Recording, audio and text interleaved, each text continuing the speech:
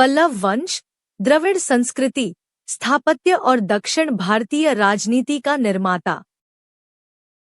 पल्लव वंश दक्षिण भारत के उन महान राजवंशों में से एक है जिसने 4वीं से 9वीं शताब्दी के बीच द्रविड़ संस्कृति, कला, साहित्य, प्रशासन और दर्शन को एक विशिष्ट पहचान दी।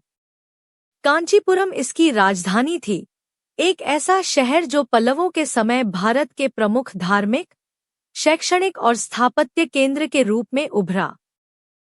पल्लव वंश न केवल दक्षिण भारतीय राजनीति का निर्णायक सूत्रधार था, बल्कि उसने सांस्कृतिक इतिहास में वह स्थायी छाप छोड़ी जिसने आगे चलकर चोल, होयसला और विजयनगर जैसी शक्तियों की कला परंपरा को भी दिशा दी। पल्लवों की सबसे बड़ी विशेषता यह थी कि वे युद्ध वीरता के साथ साथ गहन सांस्कृतिक चेतना के धनी थे। महेंद्रवर्मन प्रथम और नरसिंहवर्मन प्रथम मामल्ल ने महाबलीपुरम की शैल कला, रथ मंदिरों, अर्जुन तपस्या और शैल गुफाओं जैसी अद्वितीय निर्माण परंपरा का आरंभ किया। नरसिंहवर्मन द्वितीय राजसिंह ने द्रविड़ स्थापत्य को परिपक्व करते हुए कांची के कैलाशनाथर और वैकुंठ पेरुमल जैसे महान मंदिरों का निर्माण कराया। राजनीति के क्षेत्र में पल्लवों ने चालुक्यों, पांड्यों, राष्ट्रकूटों और अंततः चोलों से लंबे संघर्ष किए। ये संघर्ष दक्षिण भारतीय राजनीति को स्थिर बनाने के साथ साथ क्षेत्रीय पहचान को भी विकसित करते हैं। पल्लव प्रशासन गांव सभा, नगरम और मंदिर आधारित अर्थव्यवस्था पर टिका था। यह प्रणाली इतनी विकसित थी कि बाद के चोल प्रशासन की रीढ़ बन गई। पल्लव वंश धार्मिक रूप से उदार और समन्वयवादी था। शैव, वैष्णव, जैन और बौद्ध चारों परंपराओं को संरक्षण मिला। कांचीपुरम में आगम शास्त्र, वेदांत, शैव सिद्धांत और जैन दर्शन का उत्कर्ष इसी काल में हुआ। साहित्य में संस्कृत और तमिल दोनों भाषाएं समान रूप से विकसित हुईं। हालांकि 9वीं शताब्दी के उत्तरार्ध में पल्लव शक्ति कमजोर होने लगी और अंततः अपराजितवर्मन की मृत्यु के बाद चोलों ने कांचीपुरम पर अधिकार कर लिया, पर उनकी सांस्कृतिक विरासत आज भी दक्षिण भारत की पहचान है। द्रविड़ मंदिर वास्तुकला, शैल कला, मठ परंपरा और प्रशासनिक संरचना सब पर पल्लवों की अमिट छाप है। इस प्रकार पल्लव वंश केवल एक राजवंश नहीं, बल्कि दक्षिण भारत की सांस्कृतिक आत्मा, स्थापत्य की नींव और भारतीय मध्यकालीन इतिहास का एक उज्ज्वल अध्याय है।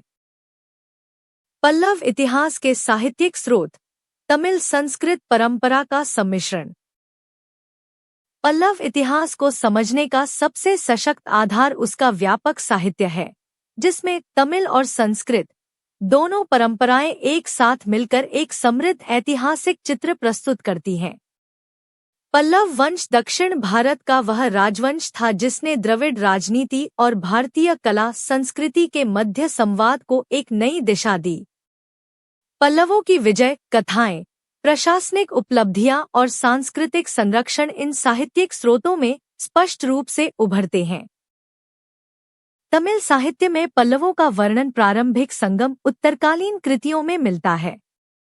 पेरुम्पा नरुप्पड़, नरिवेल्ली, अहम्म और पुरम परंपराओं में पल्लव नायकों को विजयी, उदार और प्रस्तर स्थापत्य के संरक्षक के रूप में दिखाया गया है। तमिल साहित्य में कांचीपुरम को पल्लव संस्कृति का केंद्र बताया गया है, एक ऐसा नगर जहां विद्या, व्यापार और धर्म परंपरा तीनों अपने श्रेष्ठ रूप में उपस्थित थे। संस्कृत साहित्य पल्लव राजाओं के संसार पर एक अलग प्रकाश डालता है। दत्तात्रेय संहिता, मत्स्य पुराण, कूर्म पुराण, हरिवंश, अग्निपुराण जैसे ग्रंथों में पल्लवों का उल्लेख उनकी क्षत्रिय परंपरा, धार्मिक योगदान और वैदिक धर्म के संरक्षणकर्ता के रूप में मिलता है। पल्लव राजा महेंद्रवर्मन, नरसिंहवर्मन और परमेश्वरवर्मन स्वयं विद्वान और कवि थे। उनके लिखे नाटक, शिलालेख, काव्य और संस्कृत कविताएं पल्लव सांस्कृतिक भावना के प्रमाण हैं। कविकाम्बन, दंडिन और भर्तृहरि जैसे विद्वानों की परंपरा भी पल्लव दरबार से प्रभावित रही। दंडिन की प्रसिद्ध कृति दशकुमार चरित और काव्यादर्श उसी कांचीपुरम की विद्यांगिरी से निकली, जिनका संरक्षण पल्लवों ने किया। इन साहित्यिक ग्रंथों में पल्लवों की राजनीतिक संरचना, नगर जीवन, व्यापार, शिक्षा व्यवस्था और युद्ध संस्कृति के संकेत मिलते हैं। विदेशी यात्रियों के विवरण, पल्लव राज्य का अंतर्राष्ट्रीय परिचय। पल्लव इतिहास को विदेशी लेखनों ने भी मूल्यवान आधार दिया है। दक्षिण भारत की समुद्री शक्ति, तटीय व्यापार और सांस्कृतिक पहुंच ने रोमन, यूनानी, चीनी और दक्षिण पूर्व एशियाई यात्रियों को आकर्षित किया था। चीनी यात्री ह्वेनसांग एक्सुआनजुआंग ने 7वीं शताब्दी में पल्लव साम्राज्य का भ्रमण किया। उसके विवरण में पल्लव राजधानी कांचीपुरम का ऐसा जीवंत चित्र मिलता है जिसे इतिहासकार पल्लव समाज का प्रत्यक्ष प्रमाण मानते हैं। वह बताता है कि कांचीपुरम विद्या, मठों, मंदिरों और व्यापार केंद्रों से भरा हुआ नगर था। यहाँ बौद्ध, जैन और हिंदू परंपराएं एक साथ फल फूल रही थी। वह नरसिंहवर्मन प्रथम, मामल्ल की सांस्कृतिक ऊर्जा और प्रशासनिक सुदृढ़ता की भी प्रशंसा करता है।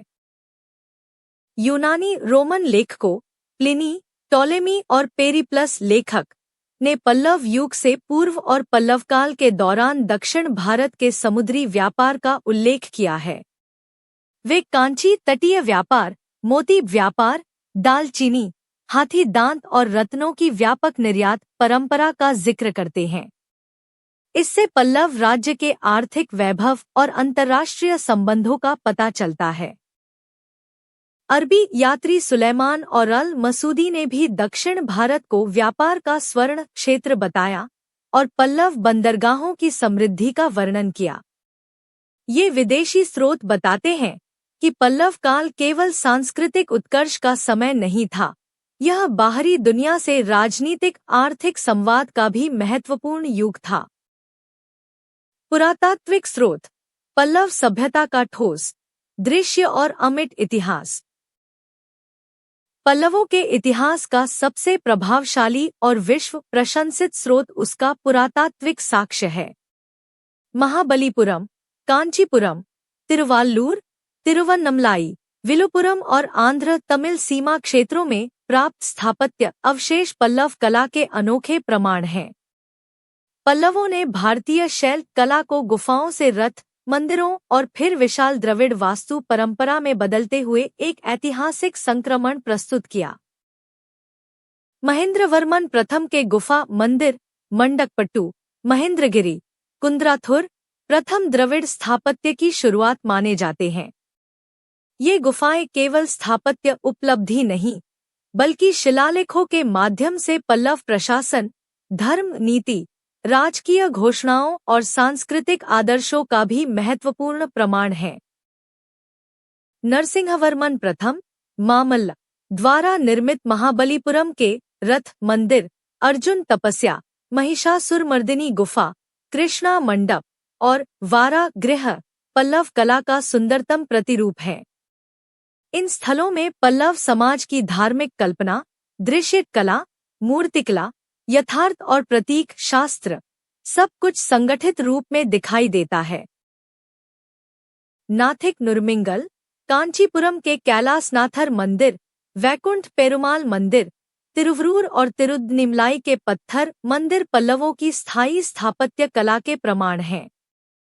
ये मंदिर बताते हैं कि पल्लवों ने गुफाओं और रथ मंदिरों से होते हुए द्रविड़ मंदिर वास्तुकला की पूर्ण विकसित शैली को जन्म दिया, जो आगे चलकर चोल होयसला विजयनगर कला का आधार बनी। शिलालेख पल्लव इतिहास का सबसे भरोसेमंद आधार है। कन्नड़, तमिल, संस्कृत तीनों भाषाओं में मिले अभिलेख पल्लव राजाओं की नस्ल, युद्ध, दान, प्रशासनिक व्यवस्था, भूमि दान और मंदिर संरक्षण के बारे में विस्तृत जानकारी देते हैं। समग्र रूप में पल्लव राजवंश का इतिहास 3 आधारों पर टिके हुए विशाल स्तंभ जैसा है। साहित्य उनके सांस्कृतिक बौद्धिक उत्कर्ष को दिखाता है, विदेशी विवरण उनकी अंतर्राष्ट्रीय प्रतिष्ठा को प्रकट करते हैं और पुरातात्विक साक्ष्य उनके स्थापत्य वास्तु कौशल को अमर कर देते हैं। इन तीनों स्रोतों को एक साथ रखने पर स्पष्ट होता है कि पल्लव काल दक्षिण भारत की उन महान सभ्यताओं में से एक था जिसने कला, राजनीति, धर्म और समुद्री संवाद चारों क्षेत्रों में अद्वितीय उन्नति हासिल की। पल्लवों की उत्पत्ति, द्रविड़ आर्य स्थानीय परंपराओं के संगम का जटिल ऐतिहासिक प्रश्न। पल्लवों की उत्पत्ति दक्षिण भारतीय इतिहास का सबसे बहस योग्य और रहस्यमयी विषय है। इतिहासकारों ने उनके मूल के बारे में कई सिद्धांत प्रस्तुत किए हैं, परंतु कोई एकमत निष्कर्ष नहीं माना जा सकता। यह अस्पष्टता इस कारण भी है कि पल्लवों ने अपनी शुरुआती पहचान किसी एक नस्लीय या क्षेत्रीय आधार पर नहीं, बल्कि राजनीतिक, सैन्य शक्ति और सांस्कृतिक संरक्षण पर निर्मित की थी। इसलिए पल्लव उत्पत्ति का प्रश्न केवल वंश जन्म का नहीं, बल्कि तमिल, तेलुगु और द्रविड़ क्षेत्रों की पारस्परिक सामाजिक राजनीतिक प्रक्रियाओं का परिणाम है। सबसे प्रचलित मत यह है कि पल्लव एक दक्षिणी द्रविड़ जनसमूह से उत्पन्न हुए, जिनका मूल आधार आंध्र तमिल सीमा क्षेत्र था। प्रारंभिक समय में वे वहां के स्थानीय जन समुदायों, प्रमुख कुलों और सैन्य समुदायों के बीच अपनी स्थिति मजबूत करते गए। धीरे धीरे ये छोटे सरदार कांचीपुरम क्षेत्र में उभरती शक्ति रिक्ति का लाभ उठाकर एक राजनीतिक राज्य का निर्माण करने लगे। कुछ इतिहासकार पल्लवों को तेलुगु भाषी क्षत्रिय समुदाय से जोड़ते हैं। उनका मानना है कि पल्लवों की सबसे प्रारंभिक जड़ें कृष्णा गोदावरी दोआब के दक्षिण पूर्वी इलाकों में थी। इस क्षेत्र के स्थानीय प्रमुख, जिन्हें तोंडई मंडल के संरक्षक माना जाता था, धीरे धीरे सामरिक महत्व पाते चले गए और उनकी शक्ति बाद में कांचीपुरम तक फैल गई। इसी दृष्टिकोण के अनुसार पल्लव द्रविड़ क्षेत्र के एक ऐसे समुदाय थे जो पूर्वोत्तर तमिलनाडु में जाकर स्थापित हुए। एक अन्य मान्यता पल्लवों को नाग वंश से जोड़ती है। इसका आधार पल्लव शब्द का अर्थ शाखा, बटा, वंश और इनके नाग पूजा प्रसंग है। यह मत कहता है कि वे प्राचीन नाग जनजातियों के उत्तराधिकारी थे, जो दक्षिण भारत में जाकर राजनीतिक रूप से सशक्त हुए। हालांकि यह सिद्धांत प्रचलित है, पर पुरातात्विक आधार अपेक्षाकृत कम है। कुछ विद्वानों ने पल्लवों को उत्तर भारतीय क्षत्रियों का प्रवासी समूह भी माना है, जो संभवतः गुप्त साम्राज्य के प्रभाव क्षेत्र से दक्षिण की ओर आए और स्थानीय जनता के साथ मिलकर नए राजवंश के रूप में विकसित हुए। पर यह मत अब अधिक स्वीकार्य नहीं माना जाता। इन सब सिद्धांतों को समन्वित रूप में देखा जाए तो पल्लवों की उत्पत्ति किसी एक जातीय या भाषाई मूल से नहीं, बल्कि दक्षिण पूर्व भारत के बहु-जातीय और बहु-सांस्कृतिक भूगोल में हुई। यह वह समय था जब आंध्र, तमिल और कन्नड़ क्षेत्रों के बीच कई छोटे छोटे स्थानीय प्रमुख सक्रिय थे। पल्लव इन्हीं स्थानीय शक्तियों से उठकर एक बड़े राजवंश का रूप लेते हैं। पल्लवों का मूल निवास स्थान आंध्र तमिल सीमा से कांचीपुरम तक की राजनीतिक यात्रा। पल्लवों का वास्तविक मूल निवास क्षेत्र तोंडामंडलम माना जाता है। यह क्षेत्र आधुनिक उत्तरी तमिलनाडु तथा दक्षिणी आंध्र के मिलन बिंदु पर स्थित था। कृष्णा नदी के दक्षिणी तटीय इलाके नेल्लूर, चित्तूर, कांची आसपास का भूभाग और आंध्र तमिल समुद्रतीय पट्टी, इन्हें पल्लव शक्ति का प्रारंभिक आधार माना जाता है।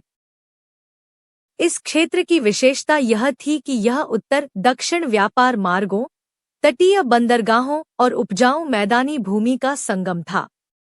इसलिए इसका सामरिक और आर्थिक महत्व बहुत अधिक था। पल्लवों ने इसी क्षेत्र में प्रारंभिक अधिकार स्थापित किया और समय के साथ वे कांचीपुरम की ओर अग्रसर हुए।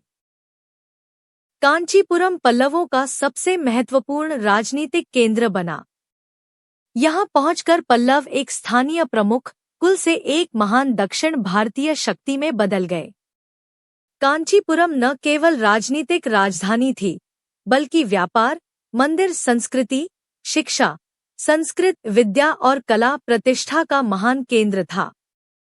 इसी कारण पल्लवों का मूल निवास स्थान वस्तुतः तोंडै मंडल से कांचीपुरम के बीच का ऐसा क्षेत्र है जहां द्रविड़, तमिल, तेलुगु और संस्कृत परंपराएं एक साथ विकसित होती हैं।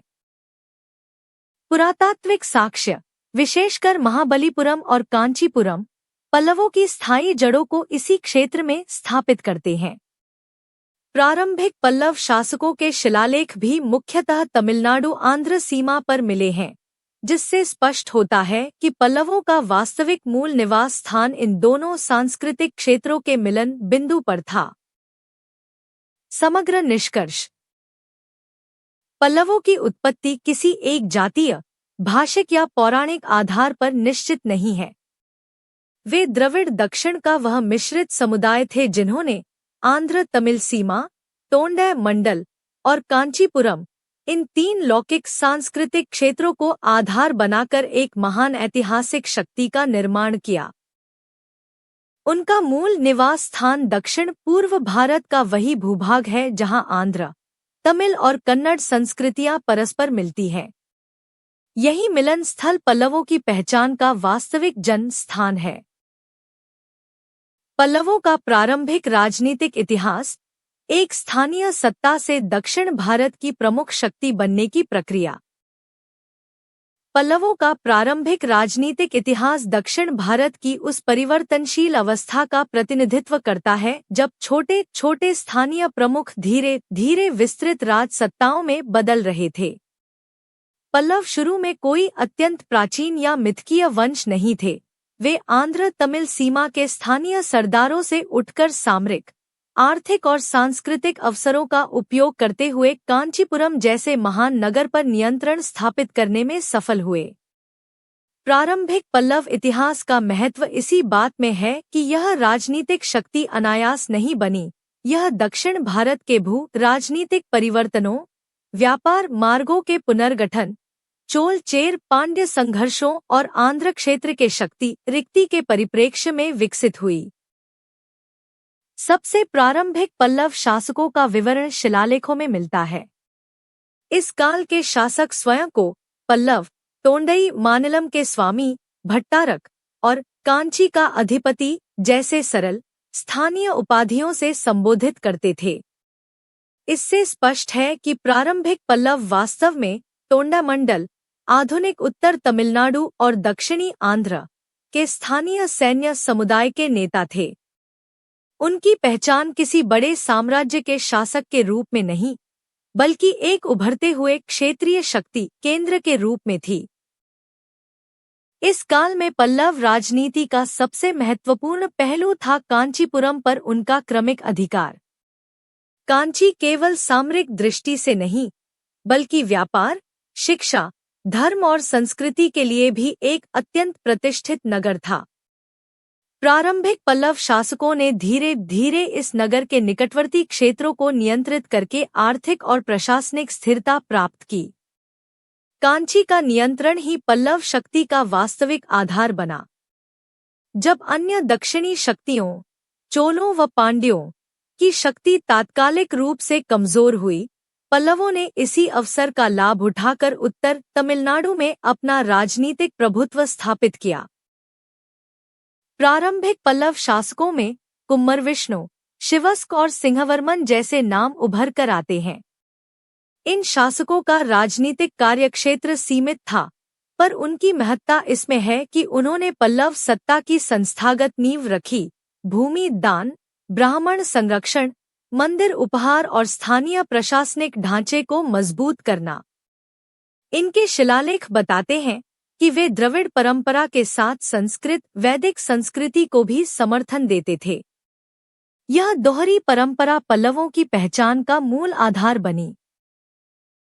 इस काल में पल्लवों का पहला बड़ा राजनीतिक संघर्ष कदंबों, प्रारंभिक चालुक्यों और कावेरी तट के स्थानीय चोल उपराज्यों से होता है। पल्लव कदम संघर्ष विशेष रूप से महत्वपूर्ण था क्योंकि इससे यह स्पष्ट होता है कि पल्लव धीरे धीरे उत्तर कर्नाटक और तमिलनाडु के बीच की सीमा भूमि पर अपना प्रभाव बढ़ा रहे थे। इसी काल में पल्लवों की समुद्री गतिविधियां भी बढ़ी, जिससे उन्हें व्यापारिक लाभ प्राप्त हुआ। प्रारंभिक पल्लव राजनीतिक इतिहास का दूसरा महत्वपूर्ण आयाम था ब्राह्मण कृषि संस्कृति का प्रसार।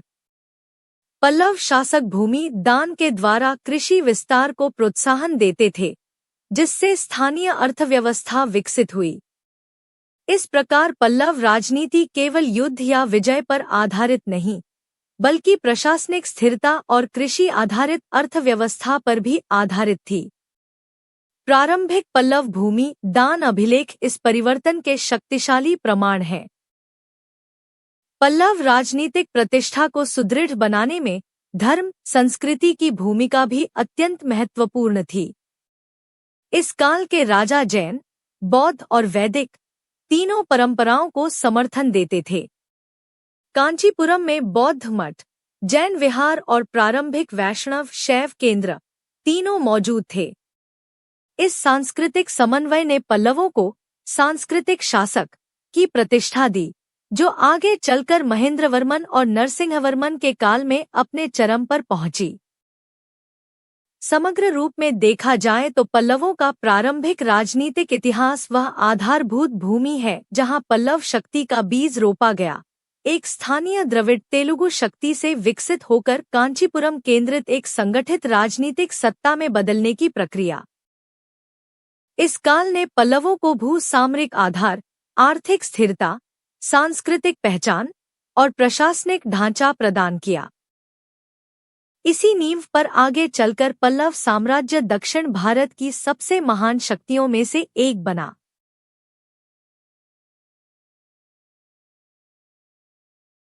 सिंहविष्णु, पल्लव साम्राज्य के पुनरुत्थान और विस्तार का वास्तविक निर्माता। पल्लव इतिहास में सिंहविष्णु वह शासक है जिसके शासनकाल ने इस राजवंश को एक स्थानीय शक्ति से एक व्यापक और स्थायी दक्षिण भारतीय साम्राज्य में बदल दिया। उससे पहले पल्लव सत्ता कई छोटे बड़े संघर्षों से जूझ रही थी। कभी कावेरी तट के चोल उपराज्य उसे चुनौती देते थे, कभी कलभ्र विद्रोह दक्षिण तमिलनाडु को अशांत कर देता था, और कभी कदम तथा प्रारंभिक चालुक्य उसके उत्तर सीमांत पर हस्तक्षेप करते थे। सिंहविष्णु इस राजनीतिक अव्यवस्था के समय उभरता हुआ वह नेता है जिसने पल्लवों को पहली बार एक सुदृढ़, विस्तृत और स्थिर स्वरूप प्रदान किया। सिंहविष्णु को पल्लव पुनरुत्थान युग का आधार माना जाता है क्योंकि उसके शासनकाल में पल्लव शक्ति का केंद्र कांचीपुरम केवल एक क्षेत्रीय राजधानी नहीं रहा, बल्कि एक उभरते राज्य का राजनीतिक हृदय बन गया। वह उत्तरी तमिलनाडु से लेकर दक्षिणी आंध्र तक के प्रमुख क्षेत्रों पर अधिकार स्थापित करने में सफल हुआ। विशेष रूप से उसका कावेरी तट पर अधिकार पल्लव इतिहास की निर्णायक उपलब्धि है। कुछ अभिलेख बताते हैं कि सिंहविष्णु ने चोलों के कुछ क्षेत्रों, विशेषतः पौराणिक कावेरीपट्टनम क्षेत्र पर भी प्रभाव स्थापित किया, जिससे पल्लव सत्ता का दक्षिण की ओर महत्वपूर्ण विस्तार हुआ। पल्लव राष्ट्र को संगठित करने के लिए सिंहविष्णु ने प्रशासनिक और सैन्य दोनों स्तरों पर महत्वपूर्ण सुधार किए। यह वह काल था जब पल्लवों की सेना को संगठित रूप मिला। रथ, घुड़सवार, हाथी और पैदल सभी इकाइयां स्थायी संरचना में ढलने लगी। सिंहविष्णु ने दक्षिण की ओर के युद्धों के साथ साथ पश्चिम और उत्तर पश्चिम दिशा में भी प्रतिद्वंद्वी शक्तियों को नियंत्रित किया। कदंबों के साथ उसका संघर्ष विशेष प्रसिद्ध है, जिसने उत्तरी पल्लव सीमा को स्थायित्व प्रदान किया। सिंहविष्णु का शासन केवल सैन्य उपलब्धियों से ही महान नहीं है, उसका सांस्कृतिक योगदान भी अत्यंत महत्वपूर्ण है। इतिहासकार उसे पल्लव कला के आयोजन काल का आरंभकर्ता मानते हैं। उसके शासनकाल में गुफा कला की वह शैली विकसित होने लगी जिसे आगे चलकर महेंद्रवर्मन और नरसिंहवर्मन प्रथम ने एक परिपक्व कला धारा में बदल दिया। सिंहविष्णु समय का कांचीपुरम एक विद्यानगरी बन चुका था। यह वह युग है जिसमें संस्कृत और तमिल दोनों परंपराएं एक साथ फल फूल रही थी। ब्राह्मण विद्याओं का संरक्षण, कृषि भूमि दान, मठों और मंदिर केंद्रों की स्थापना, ये सभी उसकी नीति के स्थायी भाग थे। कई परंपराएं यह भी बताती हैं कि सिंहविष्णु धार्मिक रूप से सहिष्णु और सांस्कृतिक रूप से अत्यंत उदार था। उसके शासन में जैन, बौद्ध और वैदिक तीनों परंपराओं के लिए स्थान था। यही समन्वयवादी नीति आगे चलकर महेंद्रवर्मन प्रथम जैसे विद्वान राजाओं की आधारभूमि बनी। समग्र रूप में सिंहविष्णु वह शासक है जिसने पल्लव राज्य को संगठित राजनीतिक ढांचा दिया, उसके भू सीमांत स्थिर किए, उसकी सांस्कृतिक दिशा तय की और कांचीपुरम को दक्षिण भारत की नई राजधानी के रूप में स्थापित किया। उसके शासन में पल्लव शक्ति उस ऊंचाई की ओर बढ़ने लगी जहां आगे चलकर नरसिंहवर्मन प्रथम के समय महान सैन्य विजय और महाबलीपुरम की भव्य कला धारा अपनी चरम अवस्था पर पहुंची। इस प्रकार सिंहविष्णु पल्लव साम्राज्य का वह शासक है जिसने राजवंश को वास्तविक अर्थों में दक्षिण भारतीय इतिहास की महान धारा में उतारा, एक सुदृढ़, संगठित और सांस्कृतिक रूप से उन्नत शक्ति के रूप में। महेंद्रवर्मन प्रथम 630 सी पल्लव साम्राज्य के सांस्कृतिक स्वर्णयुग का उद्घाटक। महेंद्रवर्मन प्रथम पल्लव इतिहास का वह महान शासक है जिसने इस वंश की राजनीतिक शक्ति और सांस्कृतिक पहचान को एक नई दिशा दी। उसके शासनकाल को पल्लवों के संक्रमण युग का हृदय कहा जाता है, एक ऐसा समय जब पल्लव राज्य एक क्षेत्रीय शक्ति से विकसित होकर कला, स्थापत्य, संगीत, साहित्य और धार्मिक सहिष्णुता का जीवंत केंद्र बन गया। सिंहविष्णु ने पल्लव साम्राज्य को जो राजनीतिक आधार दिया था, महेंद्रवर्मन प्रथम ने उस नींव पर सांस्कृतिक महिमा, स्थापत्य, नवाचार और राजनीतिक दृढ़ता की विशाल इमारत खड़ी की। महेंद्रवर्मन प्रथम अपनी बौद्धिक क्षमता और साहित्य रुचि के लिए विशेष रूप से प्रसिद्ध है। वह स्वयं एक विद्वान, कलाकार, संगीत ज्ञानी और साहित्यकार था। उसके द्वारा रचित संस्कृत नाटक मत्तविलास प्रहसन भारतीय नाट्य परंपरा की एक अनोखी कृति है, जिसमें व्यंग्य, दर्शन और सामाजिक दृष्टि का अप्रतिम संयोजन मिलता है। यह कृति इस बात का प्रमाण है कि महेंद्रवर्मन प्रथम केवल एक शासक नहीं, बल्कि एक संवेदनशील लेखक और कलाप्रेमी भी था। शासन के प्रारंभिक वर्षों में महेंद्रवर्मन प्रथम जैन धर्म से प्रभावित था, पर कालांतर में वह शैव धर्म का उत्साही समर्थक बन गया। कांचीपुरम, महेंद्रगिरी और तोंडामंडल के अनेक अभिलेख बताते हैं कि उसने शैव मठों, मंदिरों और विद्वानों को संरक्षण दिया। हालांकि यह परिवर्तन किसी धार्मिक संघर्ष का परिणाम नहीं था, बल्कि पल्लव दरबार की सांस्कृतिक खुली प्रकृति का सूचक है। जैन, बौद्ध और वैदिक तीनों समुदायों ने उसके शासन में संरक्षण पाया। महेंद्रवर्मन प्रथम का सबसे स्थायी और ऐतिहासिक योगदान भारतीय गुफा वास्तुकला की द्रविड़ शाखा का विकास है। वह पहला पल्लव शासक है जिसने चट्टानों को काटकर मंदिर बनाने की परंपरा प्रारंभ की। इस शैल कला का सबसे महत्वपूर्ण उदाहरण मंडकपट्टू अभिलेख है, जिसमें महेंद्रवर्मन यह घोषणा करता है कि उसने ईंट, लकड़ी, धातु या चूने का उपयोग किए बिना शुद्ध पत्थर की गुफा कला का आरंभ किया। मंडकपट्टू, महेंद्रगिरी, शत्रुंजय, दलाईपुरम, कुंद्राथुर, पनामलाई, ये सभी शैल गुफाएं पल्लव कला के नवयुग का प्रारंभ चिन्हित करती हैं। राजनीतिक क्षेत्र में महेंद्रवर्मन प्रथम को अपनी सबसे बड़ी चुनौती चालुक्य शासक पुलकेशिन द्वितीय से मिली।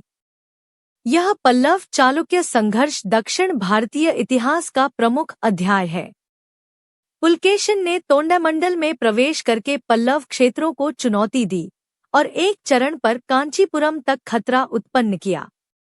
यह संघर्ष महेंद्रवर्मन के शासन पर भारी दबाव था, परंतु उसकी दृढ़ता और प्रशासनिक क्षमता ने पल्लव राज्य को स्थिर बनाए रखा। यद्यपि उसे राजनीतिक क्षति हुई, परंतु वह राज्य की संरचना को टूटने नहीं देता। उसके उत्तराधिकारी नरसिंहवर्मन प्रथम मामल्ल ने बाद में पुलकेशिन को हराया और इस संघर्ष का प्रतिशोध लिया। महेंद्रवर्मन प्रथम का शासनकाल राज्य प्रशासन के स्तर पर भी अत्यंत महत्वपूर्ण है। उसके अभिलेखों में शासन के कई पहलुओं, भूदान, नगर व्यवस्था, प्रशासनिक पदों, कर व्यवस्था और न्याय प्रक्रिया का उल्लेख मिलता है।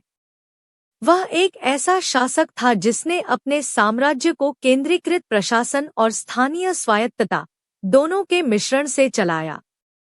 स्थानीय ग्राम सभा, मठ, संस्थाएं और पुरोहित संरचना प्रशासनिक प्रक्रिया में शामिल थी।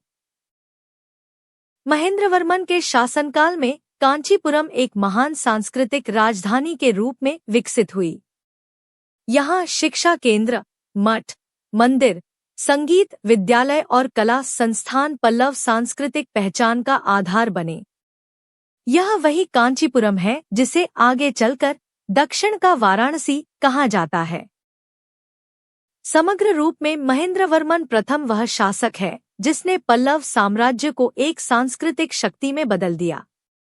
उसकी कला दृष्टि ने द्रविड़ स्थापत्य की नींव डाली, उसकी साहित्य रुचि ने पल्लव दरबार को विद्यांगरी बनाया और उसकी राजनीतिक क्षमता ने साम्राज्य को एकता में बांधे रखा। यदि सिंहविष्णु पल्लव शक्ति का पुनरुत्थान करता था, तो महेंद्रवर्मन प्रथम उसका महान सांस्कृतिक वास्तुकार, एक ऐसा शासक जिसने दक्षिण भारतीय कला और राजनीति दोनों को स्थायी दिशा दी। नरसिंहवर्मन प्रथम मामल्ल पल्लव साम्राज्य का महानतम विजेता और स्थापत्य युग का निर्माता। नरसिंहवर्मन प्रथम 630-668 सी पल्लव इतिहास का वह शासक है जिसने इस राजवंश को अपने सैन्य पराक्रम, सांस्कृतिक दृष्टि और स्थापत्य कलात्मक प्रतिभा के चरम पर पहुंचाया। महेंद्रवर्मन प्रथम के पुत्र के रूप में उसने पल्लव सिंहासन ऐसे समय ग्रहण किया जब राज्य को शक्तिशाली चालुक्य सम्राट पुलकेशिन द्वितीय से गंभीर चुनौती मिल चुकी थी। पल्लव साम्राज्य दुरुत्साह, आर्थिक क्षति और सीमा संकुचन की स्थिति में था, पर इस अस्थिर परिस्थिति को नरसिंहवर्मन प्रथम ने अपनी दृढ़ इच्छा शक्ति और असाधारण सैन्य नेतृत्व से बदल दिया। जिस शक्ति ने उसके पिता को झकझोरा था, उसी चालुक्य साम्राज्य को उसने इतिहास के सबसे निर्णायक युद्धों में पराजित किया। नरसिंहवर्मन प्रथम की सबसे उल्लेखनीय उपलब्धि पुलकेशिन द्वितीय पर विजय है। यह युद्ध दक्षिण भारत की शक्ति समर्चना को एक नए स्वरूप में ले आया। नरसिंहवर्मन ने पल्लव सेना का पुनर्गठन किया। हाथी सेना, घुड़सवार, रथ और पैदल सैनिक सभी को नए नेतृत्व और रणनीति के साथ युद्ध के लिए तैयार किया। उसकी संगठन शक्ति और सैन्य कौशल के कारण पल्लव सेना ने क्रमशः पश्चिम की ओर बढ़ने का अभियान प्रारंभ किया। सैन्य इतिहास में यह अभियान वातापी विजय के नाम से प्रसिद्ध है। वातापी आधुनिक बदामी चालुक्य साम्राज्य की गौरव गाथा का केंद्र था। नरसिंहवर्मन प्रथम ने अपने सहयोगी दोरम, परंजय और सेनापति सिर्विस्टियन के साथ चालुक्य साम्राज्य पर ऐसा आक्रमण किया जिसने दक्षिण भारत की राजनीति को निर्णायक रूप से बदल दिया। पुलकेशिन द्वितीय युद्धभूमि में मारा गया। वातापी पल्लव सेना के अधीन आया और नरसिंहवर्मन ने वातापी कोंडा, वातापी का विजेता, की उपाधि धारण की। यह वह क्षण था जब पल्लव शक्ति पहली बार दक्षिण भारत की निर्विवाद नेतृत्वकारी शक्ति बनकर उभरती है। इस विजय का प्रभाव केवल सैन्य नहीं, बल्कि राजनीतिक और कूटनीतिक भी था। पल्लवों की प्रतिष्ठा अत्यंत बढ़ गई और दक्षिण भारत में उनका प्रभाव व्यापक रूप से स्थापित हुआ। चालुक्य साम्राज्य दशकों तक अपनी खोई शक्ति को पुनः प्राप्त करने में लगा रहा। नरसिंहवर्मन प्रथम के समय आंध्र, तमिलनाडु और कर्नाटक के अनेक क्षेत्र पल्लव प्रभाव क्षेत्र में आ गए। नरसिंहवर्मन प्रथम के शासनकाल की सबसे बड़ी पहचान उसका स्थापत्य युग है। वह स्वयं कला प्रेमी और स्थापत्य का महान संरक्षक था। महाबलीपुरम, मामल्लपुरम का विकास उसी के काल में हुआ। उसके उपनाम मामल्ल का अर्थ ही महान पहलवान या श्रेष्ठ योद्धा है, पर उसकी सबसे स्थायी पहचान कला का महादाता है। महाबलीपुरम के प्रसिद्ध पंचरथ, अर्जुन तपस्या या गंगा अवतरण, वारा गृह, कृष्णा मंडप, सिंह गुफा, महिषासुरमर्दिनी गुफा, ये सभी पल्लव कला के शिखर हैं। इन रथ मंदिरों में गुप्त उत्तर कला, द्रविड़ स्थापत्य और शैल कला तीनों का सम्मिश्रण मिलता है। इनका निर्माण नरसिंहवर्मन प्रथम ने न केवल धार्मिक उद्देश्य से बल्कि सैन्य राजनीतिक संदेश के रूप में भी करवाया। यह पल्लव सत्ता की स्थिरता और उनकी कलात्मक सर्वोच्चता का उद्घोष था। नरसिंहवर्मन प्रथम ने कांचीपुरम को कला, धर्म और शिक्षा का जीवंत केंद्र बना दिया। कैलाशनाथर मंदिर की प्रारंभिक संकल्पना और कई शिलालेख उसके काल के सांस्कृतिक वैभव को प्रकट करते हैं। कांचीपुरम इसी समय दक्षिण का काशी कहा जाने लगा। नरसिंहवर्मन प्रथम ने केवल चालुक्यों को हराया ही नहीं, बल्कि श्रीलंका के आंतरिक संघर्षों में भी हस्तक्षेप किया। उसने सिंहली राजा मानवर्मन को समर्थन देकर सिंहली राजनीति में पल्लव प्रभाव स्थापित किया। इस प्रकार उसका राजनीतिक विस्तार दक्षिण भारत से बाहर भी फैलता है। समग्र रूप में नरसिंहवर्मन प्रथम एक आदर्श द्रविड़ शासक का रूप प्रस्तुत करता है। वह योद्धा भी है और कलाकार भी, निर्माणकर्ता भी है और कूटनीतिज्ञ भी, धार्मिक रूप से सहिष्णु भी है और सांस्कृतिक रूप से दूरदर्शी भी। पल्लव चालुक्य संघर्ष दक्षिण भारत की दो महान शक्तियों का शताब्दियों तक चला युद्ध चक्र। पल्लव चालुक्य संघर्ष दक्षिण भारतीय इतिहास का सबसे महत्वपूर्ण राजवंशी संघर्ष है। यह केवल दो राज्यों का युद्ध नहीं था, बल्कि दक्षिण द्रविड़ भूमि के सामरिक केंद्रों, व्यापार मार्गों, नदी तटीय क्षेत्रों और सांस्कृतिक नियंत्रण के लिए लड़ा गया बहुआयामी संघर्ष था। महेंद्रवर्मन प्रथम के समय पुलकेशिन द्वितीय ने पहला बड़ा आक्रमण किया। पल्लव सेना को उस समय पीछे हटना पड़ा और चोल कावेरी क्षेत्र में भी खतरा उत्पन्न हुआ। यह संघर्ष पल्लवों के लिए पहली बड़ी चेतावनी थी और इसी का प्रतिशोध नरसिंहवर्मन प्रथम ने वातापी विजय के रूप में लिया। चालुक्य पल्लव संघर्ष की प्रकृति यह थी कि दोनों साम्राज्य वैष्णव शैव धर्म परंपराओं के केंद्र थे। दोनों व्यापार मार्गों और दक्षिण के समृद्ध तटीय क्षेत्रों पर नियंत्रण चाहते थे। दोनों अपनी सांस्कृतिक श्रेष्ठता स्थापित करना चाहते थे। यही कारण है कि यह संघर्ष लगभग 200 वर्षों तक कई चरणों में चलता रहा। नरसिंहवर्मन प्रथम की विजय के बाद भी संघर्ष समाप्त नहीं हुआ। बाद के चालुक्य शासकों विक्रमादित्य प्रथम, परमेश्वरवर्मन प्रथम, नरसिंहवर्मन द्वितीय, राजसिंह के समय भी यह संघर्ष जारी रहा। कभी पल्लव आगे रहे, कभी चालुक्य, परंतु दक्षिण भारत का राजनीतिक नक्शा इसी संघर्ष की लहरों पर बदलता रहा। इस संघर्ष का एक सांस्कृतिक परिणाम यह था कि दोनों राज्यों ने कला स्थापत्य में एक दूसरे से प्रतिस्पर्धा की। पल्लवों ने महाबलीपुरम और कांची को विकसित किया, तो चालुक्यों ने बादामी, ऐहोले और पट्टडकल को। इस प्रकार युद्ध ने एक अद्भुत सांस्कृतिक परंपरा का भी जन्म दिया। समग्र रूप से पल्लव चालुक्य संघर्ष दक्षिण भारतीय इतिहास का वह अध्याय है जहां दो महान शक्ति धाराएं एक दूसरे को चुनौती देती हैं, पर उसी चुनौती से कला, स्थापत्य, सैन्य रणनीति और राजनीति सबका विकास होता है। नरसिंहवर्मन प्रथम का लंका के विरुद्ध अभियान दक्षिण भारत की समुद्री शक्ति और कूटनीतिक दूरदृष्टि का उत्कृष्ट उदाहरण। नरसिंहवर्मन प्रथम, मामल्ल का श्रीलंका अभियान पल्लव साम्राज्य की उस समुद्री और कूटनीतिक शक्ति का परिचायक है जिससे दक्षिण भारतीय राजनीति पहली बार एक व्यापक दक्षिण एशियाई परिप्रेक्ष्य में उभरकर सामने आती है। यह अभियान केवल सैन्य विस्तार नहीं था, बल्कि राजनीतिक हस्तक्षेप, राजवंशी संरक्षण, समुद्री नियंत्रण और व्यापारी हितों की रक्षा का संयुक्त प्रयास था।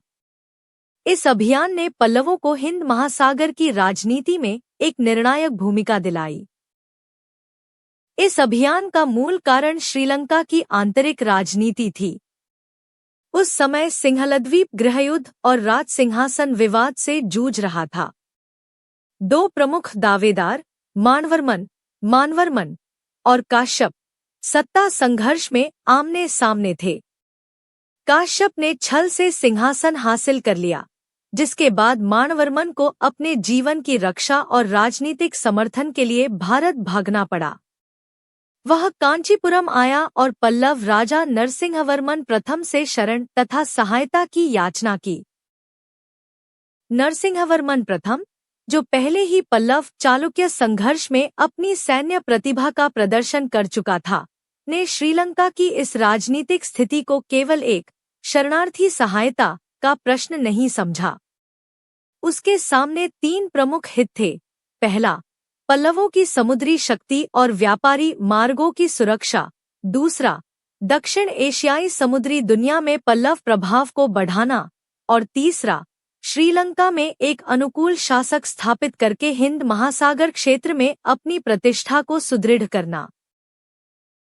यही कारण था कि उसने मानवर्मन को केवल शरण नहीं दी, बल्कि उसे सैन्य सहायता, सेना, रथ दल और नौसैनिक इकाइयां प्रदान की। यह वह समय था जब पल्लव साम्राज्य अपनी समुद्री दक्षता के चरम पर था।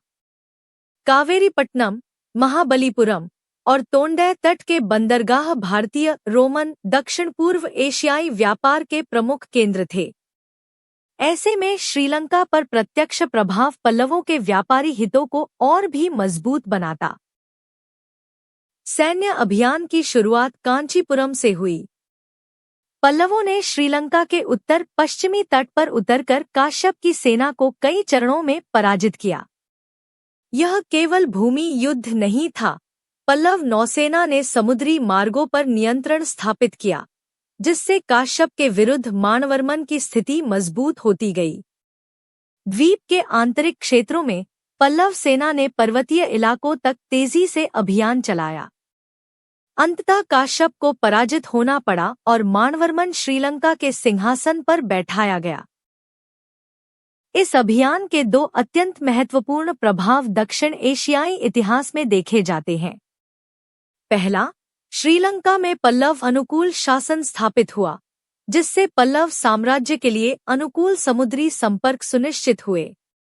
दूसरा, श्रीलंका की कला संस्कृति में पल्लव प्रभाव गहराई से प्रवेश कर गया, विशेषकर स्थापत्य शैली, मूर्तिकला, शिल्प और ब्राह्मण धार्मिक संपर्कों में।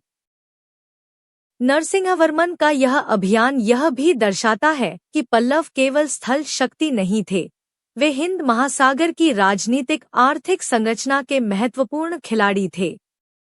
उनका श्रीलंका में हस्तक्षेप दक्षिण भारत की समुद्री परंपरा की महानतम उपलब्धियों में गिना जाता है। समग्र रूप में देखा जाए तो नरसिंहवर्मन प्रथम का लंका अभियान एक ऐसा प्रकरण है जिसमें सैन्य शक्ति, कूटनीतिक दूरदर्शिता, समुद्री नियंत्रण और सांस्कृतिक प्रभाव चारों अपने श्रेष्ठ रूप में दिखाई देते हैं। यह अभियान पल्लव साम्राज्य को भारतीय उपमहाद्वीप की प्रमुख समुद्री शक्ति के रूप में स्थापित करता है और नरसिंहवर्मन को दक्षिण एशिया के पहले प्रभावकारी भू-राजनीतिक राजाओं में स्थान देता है। महेंद्रवर्मन द्वितीय, पल्लव साम्राज्य की स्थिरता और शांति संरक्षण का अल्पकालीन परंतु महत्वपूर्ण अध्याय। महेंद्रवर्मन द्वितीय पल्लव इतिहास का वह शासक है जो नरसिंहवर्मन प्रथम, मामल्ल, के बाद राज सिंहासन पर आरूढ़ हुआ। उसका शासनकाल बहुत लंबा न था, परंतु पल्लव साम्राज्य के राजनीतिक संतुलन, प्रशासनिक निरंतरता और कांचीपुरम की सांस्कृतिक गरिमा को बनाए रखने में उसकी भूमिका अत्यंत महत्वपूर्ण रही। वह उस महान और निर्णायक युग का उत्तराधिकारी था जिसमें नरसिंहवर्मन प्रथम ने चालुक्यों पर वातापी विजय प्राप्त करके पल्लव साम्राज्य को दक्षिण भारत की सर्वोच्च शक्ति के रूप में स्थापित किया था। ऐसे विशाल साम्राज्य की बागडोर संभालना एक चुनौती भी थी और पल्लव महिमा को सुरक्षित रखने का एक उत्तरदायित्व भी। महेंद्रवर्मन द्वितीय का राजनीतिक उत्तराधिकार अपेक्षाकृत शांतिपूर्ण था, पर यह शांति उसके नेतृत्व, कूटनीति और प्रशासनिक स्थिरता का परिणाम थी, न कि परिस्थितियों का। नरसिंहवर्मन प्रथम की कठोर सैन्य नीति और निर्णायक विजयों के बाद क्षेत्रीय शक्तियां, विशेषकर चालुक्य और गंग, अस्थायी रूप से कमजोर थीं, पर वे पूर्णतः पराजित नहीं हुई थी। अतः महेंद्रवर्मन द्वितीय का शासन किसी भी समय नए संघर्ष में बदल सकता था। उसकी प्रथम जिम्मेदारी पल्लव सीमाओं की सुरक्षा, प्रशासनिक व्यवस्था का सुदृढ़ीकरण और साम्राज्य की आर्थिक स्थिरता सुनिश्चित करना था। उसका शासनकाल तुलनात्मक रूप से शांति प्रिय और पुनर्निर्माण केंद्रित माना जाता है। वह युद्धों की अपेक्षा सांस्कृतिक संरक्षण और प्रशासनिक संगठनीकरण को अधिक प्राथमिकता देता प्रतीत होता है। पल्लव साम्राज्य की विस्तृत भूमि को स्थिर रखना, कर व्यवस्था को नियंत्रित करना, ग्राम संस्थाओं को सक्रिय रखना और मंदिर आधारित अर्थव्यवस्था को समर्थन देना, ये उसके शासन के प्रमुख आयाम थे। महेंद्रवर्मन द्वितीय का एक महत्वपूर्ण कार्य मंदिर संरक्षण और स्थापत्य निरंतरता है। यद्यपि वह अपने पिता या पूर्वजों की भांति बड़े शैल मंदिर या प्रसिद्ध गुफाएं नहीं बनाता, पर उसकी नीतियों ने पल्लव कला परंपरा को बिखरने नहीं दिया। कांचीपुरम में शिव वैष्णव मंदिरों और मठ संस्थाओं को उसके शासन में पूर्ण संरक्षण प्राप्त रहा। यह वही काल है जब पल्लव कांचीपुरम वैदिक दर्शन, आगम विद्या और शिल्प परंपरा का केंद्र बनी रहती है। महेंद्रवर्मन द्वितीय की धार्मिक नीति भी सहिष्णु और संतुलित थी। पल्लव वंश की पहचान ही यह रही कि उसने जैन, बौद्ध और वैदिक तीनों परंपराओं को संरक्षित रखा। महेंद्रवर्मन द्वितीय ने भी इस परंपरा को जारी रखते हुए शैव और वैष्णव केंद्रों को विशेष संरक्षण दिया, परंतु जैन तथा बौद्ध मठों को हाशिए पर नहीं आने दिया। यह समन्वयवादी नीति पल्लव सांस्कृतिक शक्ति का एक स्थायी अंग थी। राजनीतिक स्तर पर उसकी सबसे उल्लेखनीय उपलब्धि यह थी कि उसने पल्लव चालुक्य संघर्ष को पुनः भड़कने नहीं दिया। नरसिंहवर्मन प्रथम की विजय ने पल्लवों को कुछ समय के लिए बढ़त दी थी, परंतु यदि महेंद्रवर्मन द्वितीय ने असावधानी दिखाई होती तो इन सीमाओं पर तुरंत दबाव बन सकता था। शांतिपूर्ण कूटनीति और मजबूत रक्षा प्रणाली के कारण वह इस संभावित संघर्ष को नियंत्रित रखता है। हालांकि उसके जीवन के अंत के आसपास चालुक्य आक्रमणों की आशंका पुनः उभरने लगती है, जो उसके उत्तराधिकारी परमेश्वरवर्मन प्रथम के समय युद्ध के रूप में सामने आती है। महेंद्रवर्मन द्वितीय का अल्प शासनकाल लगभग 2-3 वर्षों का माना जाता है। इस छोटे शासनकाल में उसका मुख्य योगदान यह रहा कि उसने विशाल पल्लव साम्राज्य को न केवल स्थिर रूप में बनाए रखा, बल्कि उसे ऐसी स्थिति में पहुंचाया कि उसका उत्तराधिकारी बिना किसी आंतरिक विद्रोह या अत्यधिक राजनीतिक अस्थिरता के साम्राज्य की बागडोर संभाल सके। समग्र रूप में महेंद्रवर्मन द्वितीय पल्लव इतिहास का वह शासक है जो भले ही चमत्कारी विजयों या विशाल निर्माण परियोजनाओं का प्रतीक न हो, परंतु उसके शासन ने पल्लव साम्राज्य की स्थिरता, सांस्कृतिक निरंतरता और प्रशासनिक संतुलन को सुरक्षित रखा। वह पल्लव शक्ति की निरंतरता का शांत, स्थिर और विवेकपूर्ण संरक्षक था, एक ऐसा राजा जिसने संक्रमण काल में साम्राज्य को टूटने नहीं दिया और भविष्य के पल्लव विस्तार के लिए स्थायी आधार तैयार किया। परमेश्वरवर्मन प्रथम, पल्लव साम्राज्य का रक्षक, पुनः उभार का सेनानायक और कांची सुरक्षा का प्रतीक। परमेश्वरवर्मन प्रथम वह पल्लव शासक है जिसने अपने अल्पकालीन लेकिन अत्यंत सक्रिय शासन में पल्लव साम्राज्य को पुनः संकट से निकालकर उसकी राजनीतिक गरिमा को सुरक्षित रखा।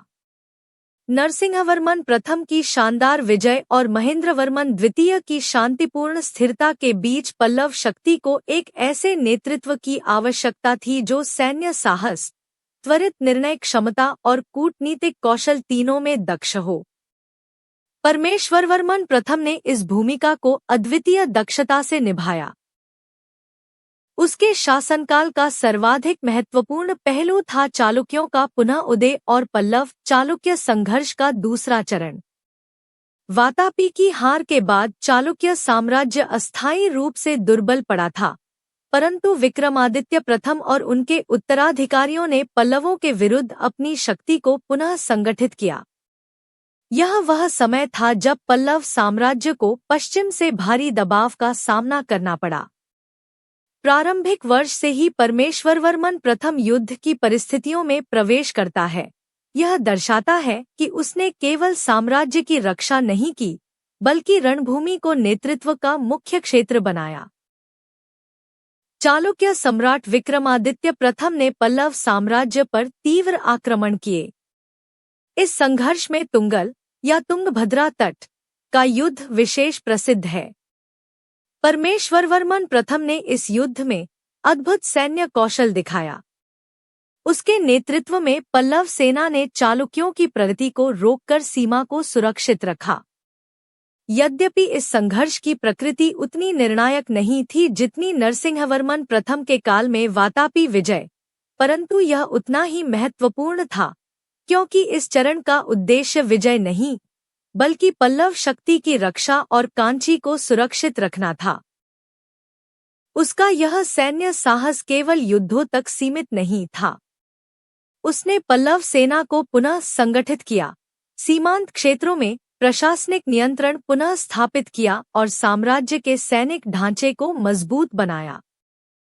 पल्लव सैन्य इतिहास में परमेश्वरवर्मन प्रथम को वातापी विजय का उत्तराधिकारी रक्षक माना जाता है। वह विजयकर्ता तो नहीं, परंतु पल्लव साम्राज्य का दुर्जय रक्षक अवश्य था।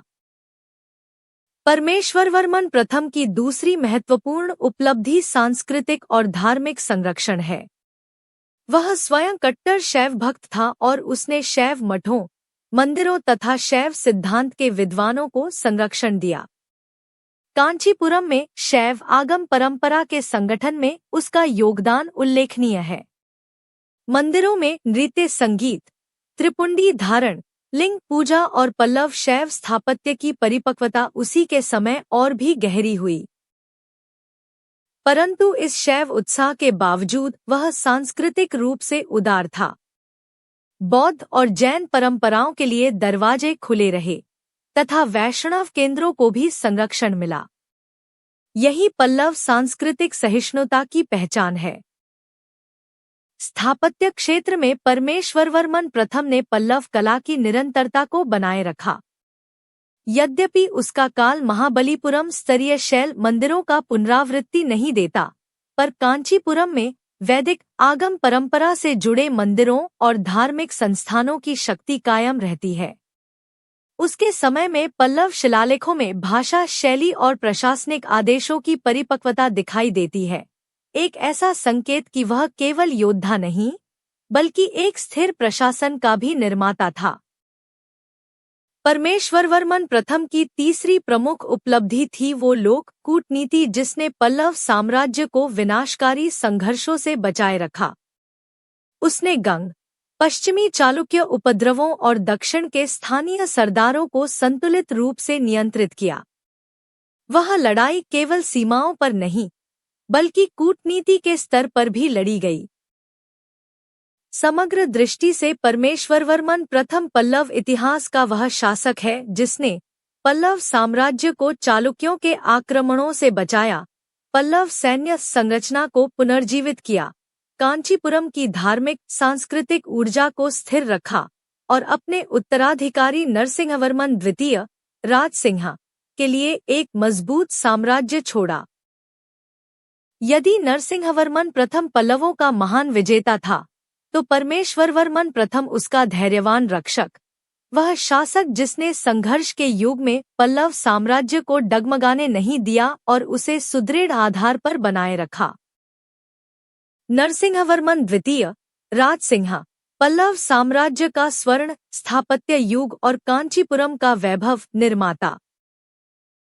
नरसिंहवर्मन द्वितीय, जिसे इतिहास में राजसिंह के नाम से जाना जाता है, पल्लव साम्राज्य का वह शासक है जिसने पल्लव सत्ता को सांस्कृतिक, स्थापत्य और धार्मिक प्रतिष्ठा के नए शिखर तक पहुंचाया। जहां नरसिंहवर्मन प्रथम ने साम्राज्य को सैन्य विजय और महाबलीपुरम की शैल कला से अमर किया, वहीं नरसिंहवर्मन द्वितीय ने पल्लव परंपरा को परिपक्वता प्रदान की और स्थायी द्रविड़ मंदिर वास्तुकला को वह रूप दिया जो दक्षिण भारत की पहचान बन गया। उसका काल पल्लव इतिहास का शांत, परिपक्व, सुव्यवस्थित और कलात्मक स्वर्ण युग माना जाता है। राजनीतिक दृष्टि से यद्यपि यह काल लगातार युद्धों से मुक्त नहीं था, पर उसका मुख्य चरित्र संस्कृति, धर्म, साहित्य, मूर्तिकला और स्थापत्य की असाधारण उन्नति में निहित है।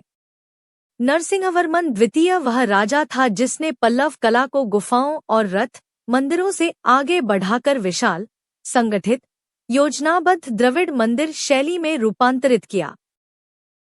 राजसिंह का सबसे प्रसिद्ध और स्थायी योगदान कांचीपुरम का कैलाशनाथर मंदिर है, पल्लव स्थापत्य का सर्वोत्कृष्ट उदाहरण। यह मंदिर केवल एक धार्मिक स्थल नहीं, बल्कि द्रविड़ वास्तुकला का पहला पूर्ण विकसित नमूना है, जिसमें गर्भगृह, प्राकार, मंडप, शिखर और परिक्रमा मार्ग सभी को शिल्प शास्त्रीय ढंग से एक पूर्ण इकाई में स्थापित किया गया। कैलाशनाथर मंदिर की मूर्तियां, देवकोष्ठक, सिंह मस्तक अलंकरण, शैव मूर्तिकला और शिल्पांकन भारतीय स्थापत्य इतिहास में अपने सौंदर्य, गहराई और प्रतीक शक्ति के लिए अद्वितीय हैं। इसी प्रकार कांचीपुरम का वैकुंठ पेरुमल मंदिर नरसिंहवर्मन द्वितीय का दूसरा महान स्थापत्य योगदान है। वैष्णव मंदिरों की यह परिपक्व शैली बाद में चोल मंदिरों एवं कांची के विशाल विष्णु मंदिर समूह की आधारशिला बनी। इस मंदिर में पल्लव शाही वंशावली को उकेरा गया है, जो दक्षिण भारतीय इतिहास का अप्रतिम अभिलेखीय प्रमाण है। यहाँ राजसिंह स्वयं अपनी परंपरा, पूर्वजों और राज्य की सांस्कृतिक गरिमा को शिल्प के माध्यम से अमर बनाता है। राजसिंह का शासन धार्मिक रूप से अत्यंत सहिष्णु और दार्शनिक रूप से उदार था। उसने शैव, वैष्णव, जैन और बौद्ध सभी संप्रदायों को संरक्षण दिया। कांचीपुरम उसके काल में भारत के सबसे बड़े दार्शनिक केंद्रों में एक बन गया। यह वह समय था जब आगम शास्त्र, वेदांग, तंत्र परंपरा, वैष्णव भक्ति, शैव सिद्धांत और जैन तत्वमीमांसा समानांतर रूप से विकसित हो रहे थे। पल्लव दरबार में विद्वानों की उपस्थिति, मठ परंपरा का संरक्षण और मंदिर शिक्षा का प्रसार, यह सब राजसिंह की सांस्कृतिक दृष्टि का प्रमाण है। राजनीतिक दृष्टि से नरसिंहवर्मन द्वितीय का शासन सरल नहीं था। चालुक्य साम्राज्य अभी भी एक शक्तिशाली प्रतिद्वंद्वी था। विक्रमादित्य प्रथम के बाद चालुक्यों ने पुनः संगठित होकर दक्षिण में दबाव बनाने का प्रयास किया, किंतु राजसिंह ने कूटनीति और सैन्य तैयारी दोनों से पल्लव सीमाओं को सुरक्षित रखा। यद्यपि उसके काल में कोई अत्यंत विशाल निर्णायक युद्ध नहीं हुआ, परंतु सीमा सुरक्षा, चालुक्यों की उभरती शक्ति पर नियंत्रण तथा गंग और कोंगो क्षेत्रों में पल्लव प्रभाव को बनाए रखना उसकी निरंतर उपलब्धियां रहीं। उसका शासन वह शांत संतुलन प्रदान करता है जिसके कारण पल्लव साम्राज्य टूटने के बजाय एक संग बना रहा। नरसिंहवर्मन द्वितीय के समय महाबलीपुरम की कला भी आगे बढ़ी। अनेक गुफाओं, मंडपों और रथ शैलियों में सुधार, पुनर्रचना और सौंदर्य विस्तार इसी काल से जुड़े हैं। राजसिंह ने पल्लव कला को धार्मिक दृष्टि से गहन और शिल्प शास्त्र की दृष्टि से अधिक परिपक्व बनाया। मूर्तिकला में उसकी रुचि इतनी गहरी थी कि वह अनेक अभिलेखों में शिल्प सहायक राजा के रूप में उभरता है। समग्र रूप से नरसिंहवर्मन द्वितीय राजसिंह पल्लव इतिहास का वह अध्याय है जो बताता है कि एक साम्राज्य केवल युद्धों और विजयों से महान नहीं होता। कला, स्थापत्य, धर्म, दर्शन और सांस्कृतिक चेतना ही उसे अमर बनाती है। राजसिंह ने पल्लव साम्राज्य को वही अमरता प्रदान की जहां नरसिंहवर्मन प्रथम पल्लव शक्ति का शिखर था, वहीं नरसिंहवर्मन द्वितीय उसकी परिपक्वता, गहराई और स्थायित्व का प्रतीक है। वह राजा है जिसने पल्लव साहित्य, मूर्तिकला और स्थापत्य को वह रूप दिया जो आगे चलकर चोल, होयसला और विजयनगर कला की आधारशिला बना। परमेश्वरवर्मन द्वितीय पल्लव साम्राज्य के उत्तरकालीन पतन युग का संघर्षशील परंतु अस्थिर अध्याय।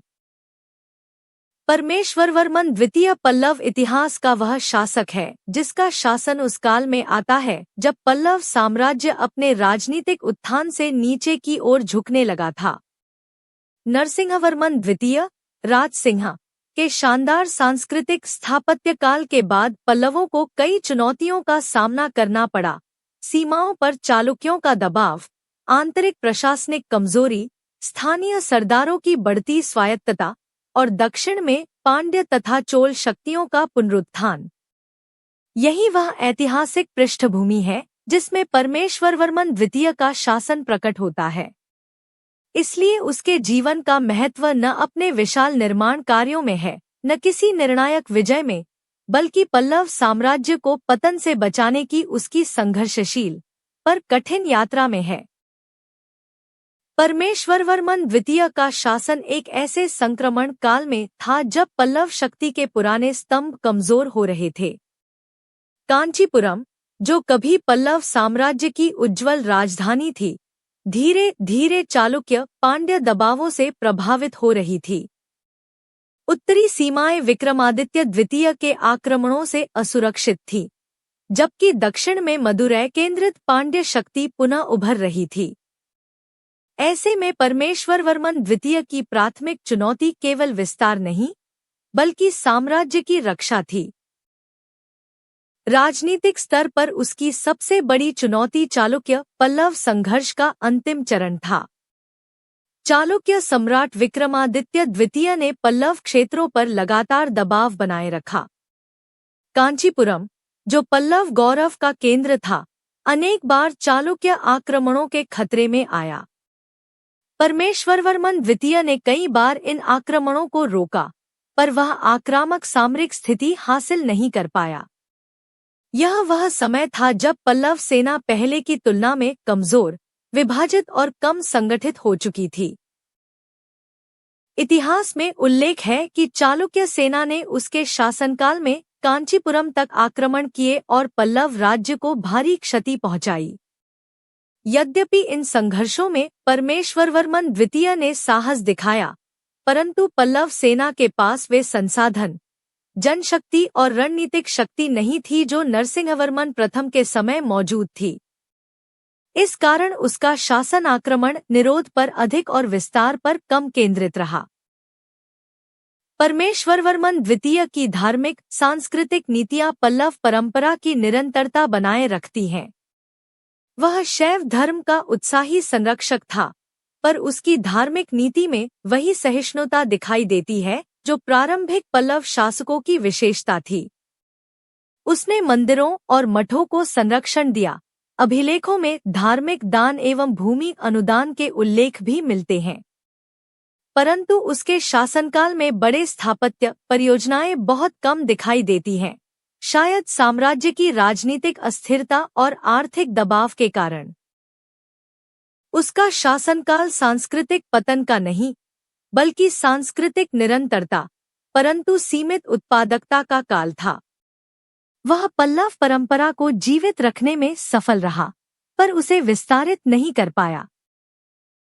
आंतरिक प्रशासन में भी उसकी चुनौती राजनीतिक विकेंद्रण से बढ़ी। स्थानीय सरदारों, ब्राह्मण सभाओं, मठ, संस्थाओं और सामंतों की शक्ति बढ़ने लगी थी, जिससे केंद्रीय सत्ता कमजोर हो रही थी। परमेश्वरवर्मन द्वितीय का शासन इसी प्रशासनिक दबाव को नियंत्रित करने की प्रक्रिया में बीता।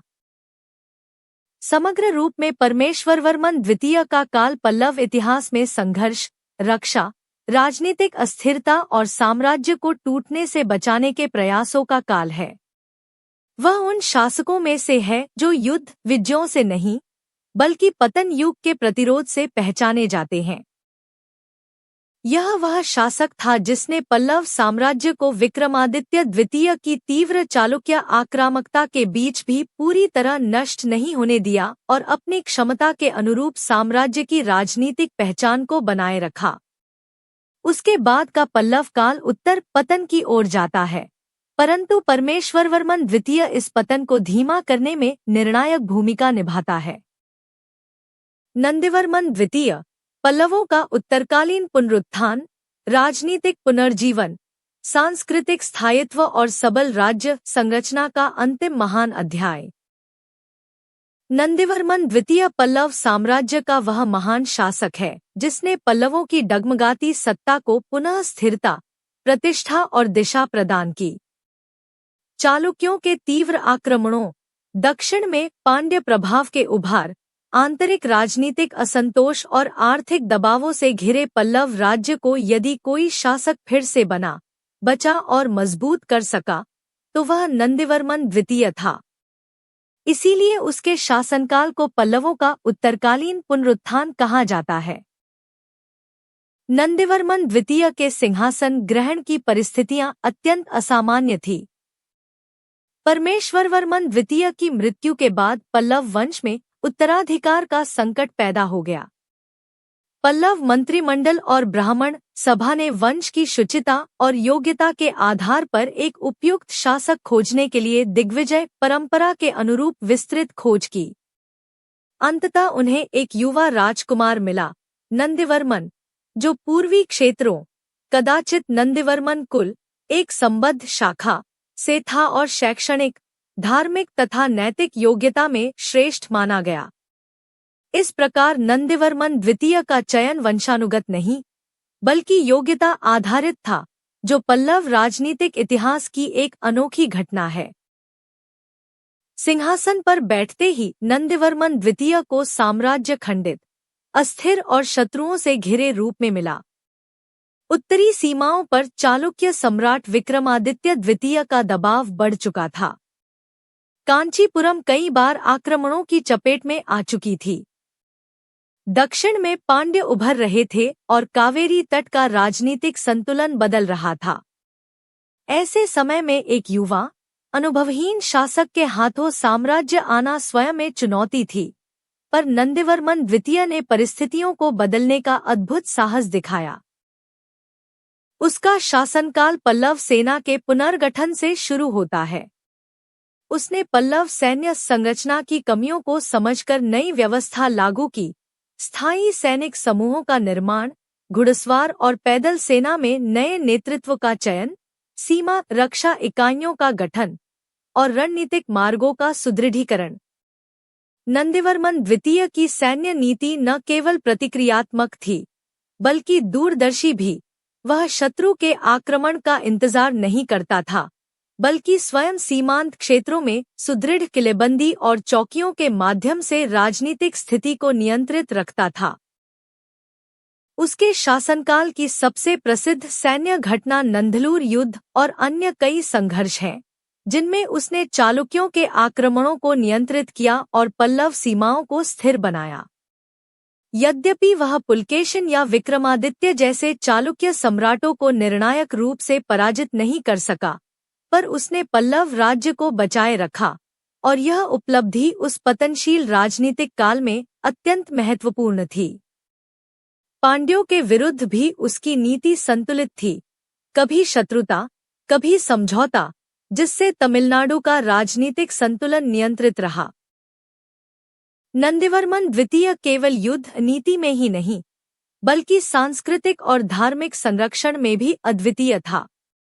उसने कांचीपुरम को पुनः संगठित किया, मंदिर निर्माण में सहयोग दिया और पल्लव कला परंपरा को जीवित रखा।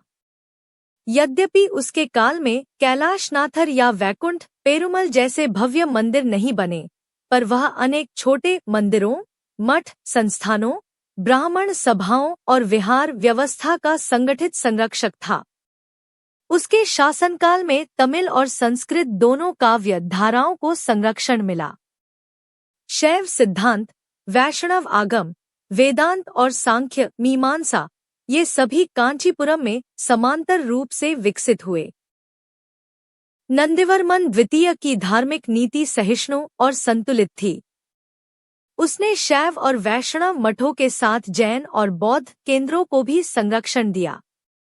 यह पल्लव सांस्कृतिक परंपरा की विशेषता थी कि धार्मिक परंपराएं कभी एक दूसरे पर निर्भर या संघर्षशील नहीं थी, बल्कि सहअस्तित्व में विकसित होती थी। प्रशासनिक स्तर पर नंदिवर्मन द्वितीय का योगदान भी उल्लेखनीय है। उसने ग्राम सभा, सभा, नागर सभा, नगर और ब्राह्मण सभाओं को पुनः सक्रिय किया। भूमि कर, व्यापार शुल्क और मंदिर आधारित अर्थव्यवस्था को संतुलित किया। यह वही काल है जब मंदिरों के पास प्रशासनिक अधिकार बढ़ते हैं और स्थानीय अर्थव्यवस्था मंदिर केंद्रित संरचना में संगठित होती है। समग्र रूप में नंदिवर्मन द्वितीय पल्लव इतिहास का वह शासक है जिसने राजनीतिक रूप से गिरते हुए साम्राज्य को संभाला, उसका पुनरुत्थान किया, सांस्कृतिक धार्मिक ऊर्जा को सजीव रखा और सैन्य प्रतिरोध को पुनर्गठित किया। वह पल्लव साम्राज्य के अंतिम महान शासकों में से एक है, जिसके बिना पल्लव वंश का उत्तरकाल संभवतः चालुक्य पांड्य दबाव में त्वरित समाप्ति की ओर चला जाता। नंदिवर्मन द्वितीय वह शासक है जिसने पल्लव साम्राज्य को पतन का शिकार होने से बचाया, उसे नई पहचान दी और दक्षिण भारत के राजनीतिक नेतृत्व में पल्लवों को लंबे समय तक बनाए रखा। उसकी मृत्यु के बाद पल्लव शक्ति पुनः कमजोर होने लगी, पर उसका शासनकाल पल्लव इतिहास में एक उज्ज्वल, साहसिक और संगठित पुनरुत्थान काल के रूप में अंकित है। दंतिवर्मन, पल्लव साम्राज्य का सबसे कठिन और संकटपूर्ण काल का शासक। दंतिवर्मन लगभग 795-846 सी पल्लव इतिहास का वह शासक है जिसने अपने पूरे शासनकाल को राजनीतिक संघर्षों, आर्थिक दबाव, आंतरिक विद्रोह और बाहरी आक्रमणों के बीच बिताया। वह नंदिवर्मन द्वितीय के बाद पल्लव सिंहासन पर बैठता है, पर उसे पूर्वजों की तरह सुरक्षित और संगठित साम्राज्य नहीं मिलता। उसे एक ऐसा राज्य मिलता है जिसकी सीमाएं पहले से संकुचित थीं। चालुक्यों का दबाव उत्तरी क्षेत्रों में बना हुआ था, दक्षिण में पांड्य शक्ति उभर रही थी और आंतरिक रूप से स्थानीय सरदारों, नाडु मंडल प्रमुखों के बीच स्वायत्तता की प्रवृत्ति बढ़ रही थी। इसलिए दंतिवर्मन का शासन पल्लव इतिहास का सबसे चुनौतीपूर्ण काल माना जाता है। दंतिवर्मन का सबसे बड़ा संघर्ष पांड्य शक्ति के उभार से था। इस काल में पांड्य साम्राज्य दक्षिण तमिलनाडु से उत्तर की ओर बढ़ रहा था और कावेरी तट से ऊपर तक अपनी राजनीतिक इच्छा व्यक्त करने लगा था। पांड्य राजा श्रीमर विजयाल ने पल्लव क्षेत्रों पर आक्रमण किया और दंतिवर्मन की सेना को कई बार कठिन परिस्थितियों में डाल दिया। कुछ उल्लेखों से यह भी संकेत मिलता है कि पांड्यों ने कांचीपुरम पर भी दबाव बनाया, जिससे पल्लवों की प्रतिष्ठा और निरंतरता को गंभीर चुनौती मिली।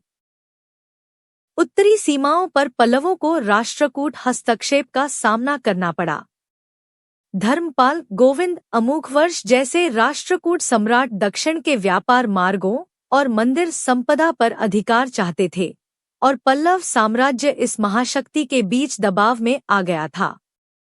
दंतिवर्मन का शासन इस दोहरी चुनौती, दक्षिण में पांड्य, उत्तर में राष्ट्रकूट, के बीच लगातार तनाव में रहा। इन राजनीतिक चुनौतियों के कारण दंतिवर्मन का शासन समग्र रूप से संघर्ष युग के रूप में उभरता है। वह अनेक बार युद्धों में पराजित हुआ, अपने क्षेत्रों पर नियंत्रण खोया और साम्राज्य को बिखरते हुए देखा। परंतु इन कठिन परिस्थितियों के बावजूद उसने पल्लव राज्य को पूरी तरह समाप्त नहीं होने दिया। उसने कांचीपुरम को बचाए रखा। यह स्वयं में एक बड़ी उपलब्धि थी, क्योंकि पल्लव राजधानी पर कई बार खतरा आया था। कांची अगर गिर जाती तो पल्लव वंश उसी समय समाप्त हो जाता। दंतिवर्मन का शासन केवल युद्धों से आच्छादित नहीं था, उसमें सांस्कृतिक और धार्मिक संजीवनी भी मौजूद थी। उसने पल्लव कला परंपरा को यथासंभव संरक्षित रखा।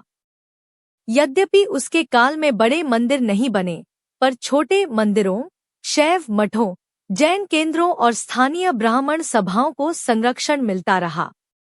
यह उसकी सांस्कृतिक दृढ़ता का संकेत था कि राजनीतिक पतन के बीच भी पल्लव कला और धर्म निरंतरता बनाए रखते हैं। दंतिवर्मन की धार्मिक नीति भी पल्लव परंपरा के अनुरूप सहिष्णु थी। उसने शैव वैष्णव दोनों परंपराओं को समर्थन दिया और जैन विद्वानों को भी आश्रय प्रदान किया।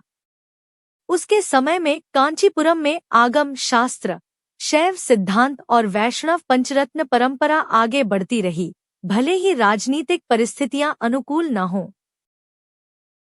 प्रशासनिक दृष्टि से दंतिवर्मन का काल अत्यंत कठिन था। स्थानीय सरदार स्वतंत्र होते गए, कर आधार सिकुड़ गया और मंदिर अर्थव्यवस्था पर पांड्य तथा राष्ट्रकूट दबाव बढ़ने लगा। फिर भी उसने साम्राज्य की केंद्रीय संरचना, सभा, नागर, मंदिर केंद्रित अर्थव्यवस्था को यथासंभव सुरक्षित रखा। यह उसके दीर्घ राजनीतिक कौशल का प्रमाण है कि पल्लव राज्य कठिन समय में भी पूर्णतः विकसित नहीं हुआ। दंतिवर्मन के शासनकाल के अंतिम चरण में उसके पुत्र नृपतुंग वर्मन उभरकर सामने आते हैं, जो आगे चलकर पल्लव उत्तरकाल के महत्वपूर्ण शासक होते हैं। दंतिवर्मन का शासन यद्यपि लगातार संघर्षों और असफलताओं से भरा था, परंतु उसकी सबसे बड़ी उपलब्धि यह रही कि उसने पल्लव वंश को जीवित रखा। वह पांड्य और राष्ट्रकूट दबाव के बीच भी साम्राज्य की पहचान को समाप्त नहीं होने देता।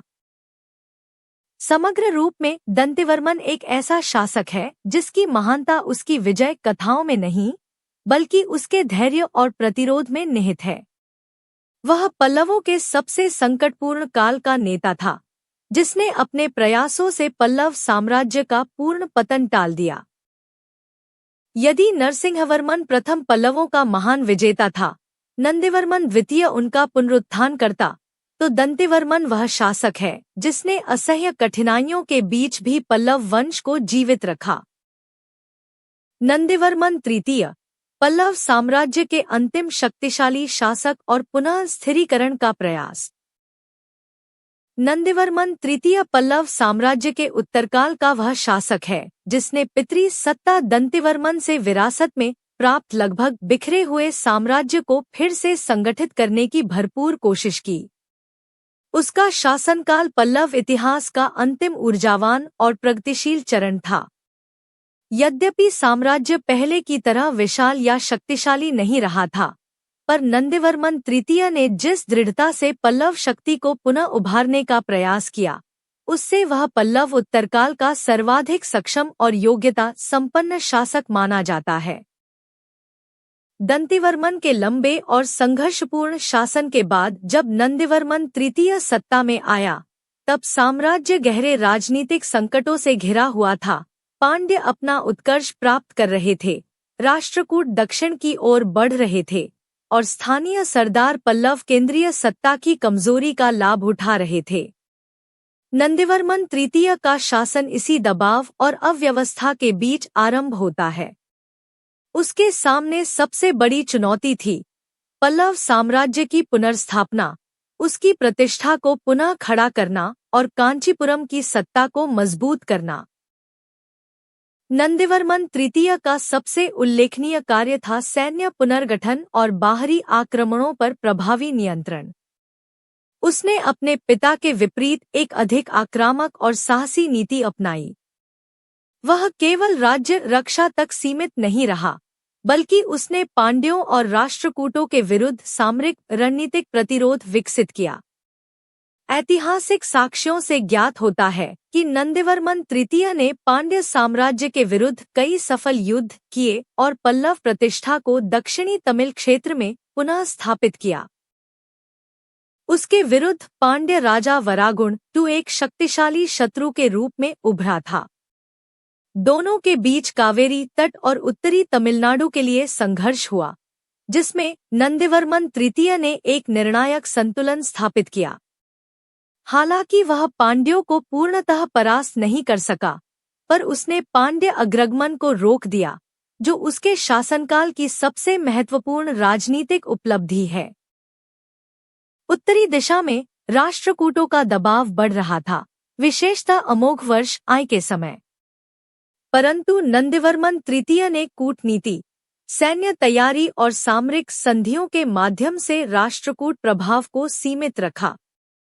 वह प्रत्यक्ष युद्ध की बजाय कूटनीतिक संतुलन को प्राथमिकता देता था, जिससे पल्लव सीमाएं अपेक्षाकृत सुरक्षित बनी रहीं।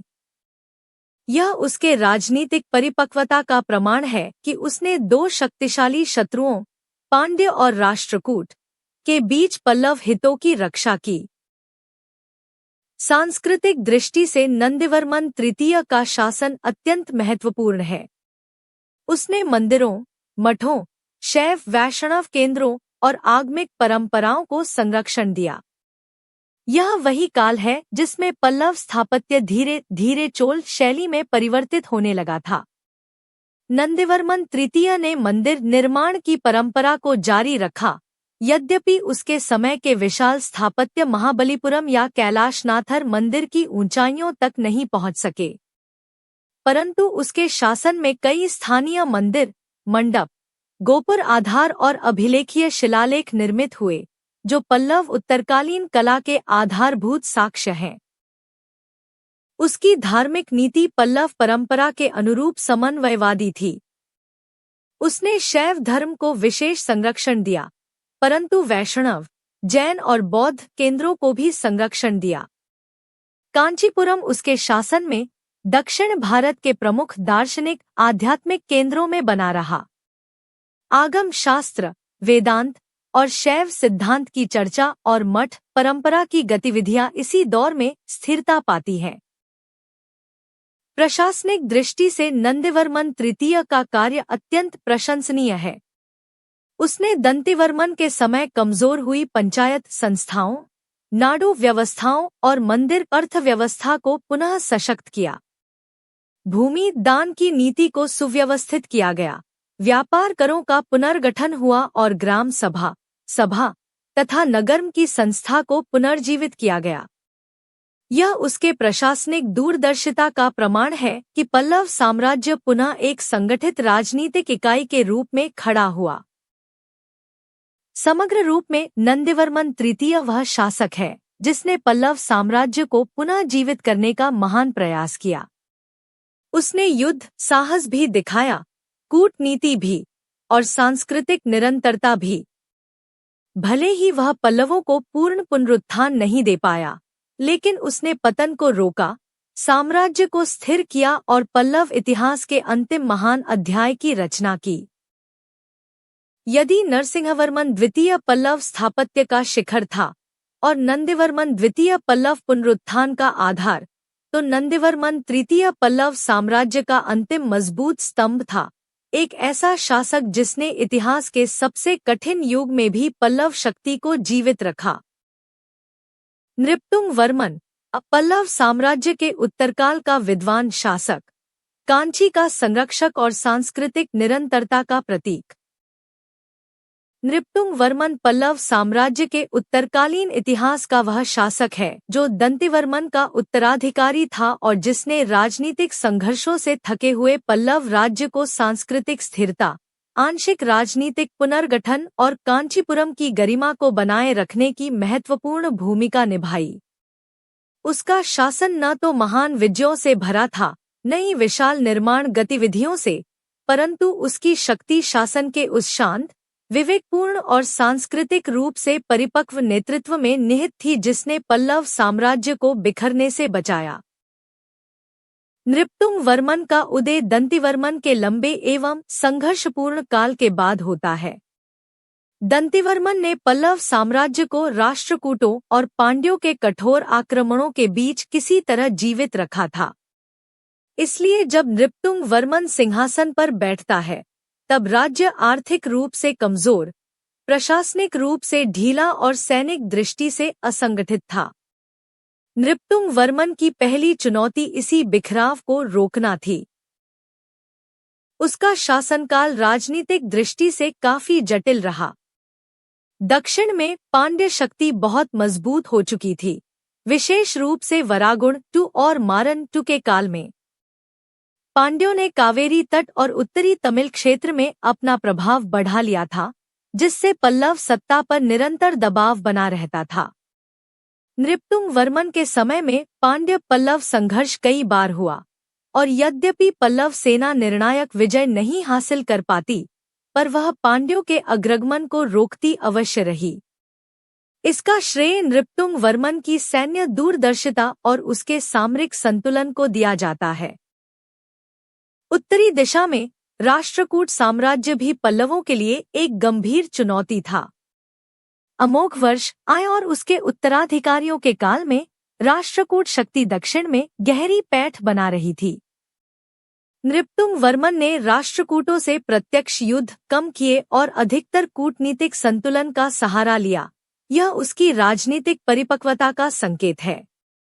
उसकी यह नीति पल्लव साम्राज्य को विनाशकारी उत्तर आक्रमणों से बचाए रखती है। परंतु नृपतुंग वर्मन की वास्तविक पहचान सांस्कृतिक और साहित्यिक योगदान में दिखाई देती है। इतिहासकारों का मत है कि वह गंभीर विद्वान, धर्म संरक्षक और कला प्रेमी शासक था। उसके शासनकाल में कांचीपुरम फिर से एक सक्रिय सांस्कृतिक केंद्र के रूप में उभरा। वहां शैव, वैष्णव, जैन और बौद्ध विद्वान अपने अपने मठों और सभाओं में सक्रिय थे। आगम शास्त्र, वेदांत और मीमांसा विद्यालयों की कक्षाएं पुनः जीवित हुईं। यह वही बौद्धिक ऊर्जा थी जिसने चोल युग की अगली सांस्कृतिक लहर को जन्म दिया। नृपतुंग वर्मन स्वयं विद्याश्रम संरक्षक के रूप में जाना जाता है। उसके काल में कई ब्राह्मणों, पुरोहितों और विद्वानों को भूमि दान मिलता है, जिनका उल्लेख अभिलेखों में मिलता है। मंदिर आधारित प्रशासनिक व्यवस्था, विशेषकर कांचीपुरम, तिरुवलंगाडु और तोंडै मंडल के प्रमुख क्षेत्रों में उसकी पुनर्स्थापना उसके शासन की प्रमुख उपलब्धि थी। स्थापत्य कला की दृष्टि से नृपतुंग वर्मन का काल पल्लव कला का अंतिम परंतु महत्वपूर्ण अध्याय है। बड़े मंदिरों का निर्माण अब कम हो चुका था, पर अनेक छोटे मंडप, प्राकार दीवारें, शिलालेख और ग्राम मंदिर इसी काल में बने। पल्लव कला धीरे धीरे चोल शैली में बदल रही थी, और नृपतुंग वर्मन इस संक्रमण को सहज बनाता है। नृपतुंग वर्मन का प्रशासनिक कौशल भी उल्लेखनीय था। दंतिवर्मन के समय कमजोर हुई पंचायत संस्थाओं को उसने पुनः संगठित किया। सभा, नागरम और देवस्थानम संस्थाओं को भूमि दान और अधिकार पुष्टि प्रदान की गई। ग्राम स्तर पर भूमि कर और व्यापार शुल्क का पुनर्गठन हुआ। यह प्रक्रिया पल्लव आर्थिक व्यवस्था को पूरी तरह टूटने से बचाती है। नृपतुंग वर्मन का शासन पल्लवों के पूर्ण पुनरुत्थान का काल नहीं था, पर यह पल्लवों के धीमे पतन के बीच एक महत्वपूर्ण स्थिरता काल अवश्य था। उसने साम्राज्य की सांस्कृतिक आत्मा को जीवित रखा, कांचीपुरम की गरिमा बनाए रखी और पल्लव राजवंश को अंत तक संघर्ष करने योग्य स्थिति में रहने दिया। समग्र रूप में नृपतुंग वर्मन वह शासक है जिसने पल्लव साम्राज्य के अंतिम वर्षों को सांस्कृतिक निरंतरता और राजनीतिक संतुलन से भर दिया। उसका शासन दिखाता है कि जब साम्राज्य विस्तार नहीं कर सकता, तब भी उसका सांस्कृतिक नेतृत्व उसे जीवित रख सकता है। यदि दंतिवर्मन ने पल्लव राज्य को टूटने से बचाया, तो नृपतुंग वर्मन ने उसे सांस्कृतिक रूप से जीवित रखा, और यही उसकी ऐतिहासिक महानता है। अपराजित वर्मन। पल्लव साम्राज्य के अंतिम शासक और दक्षिण भारत के इतिहास के निर्णायक संक्रमण काल का प्रतीक। अपराजितवर्मन पल्लव साम्राज्य का अंतिम स्वतंत्र शासक माना जाता है, एक ऐसा राजा जो राजनीतिक शक्तियों के तेजी से बदलते परिदृश्य में पल्लव सत्ता को बचाए रखने का अंतिम प्रयास करता है।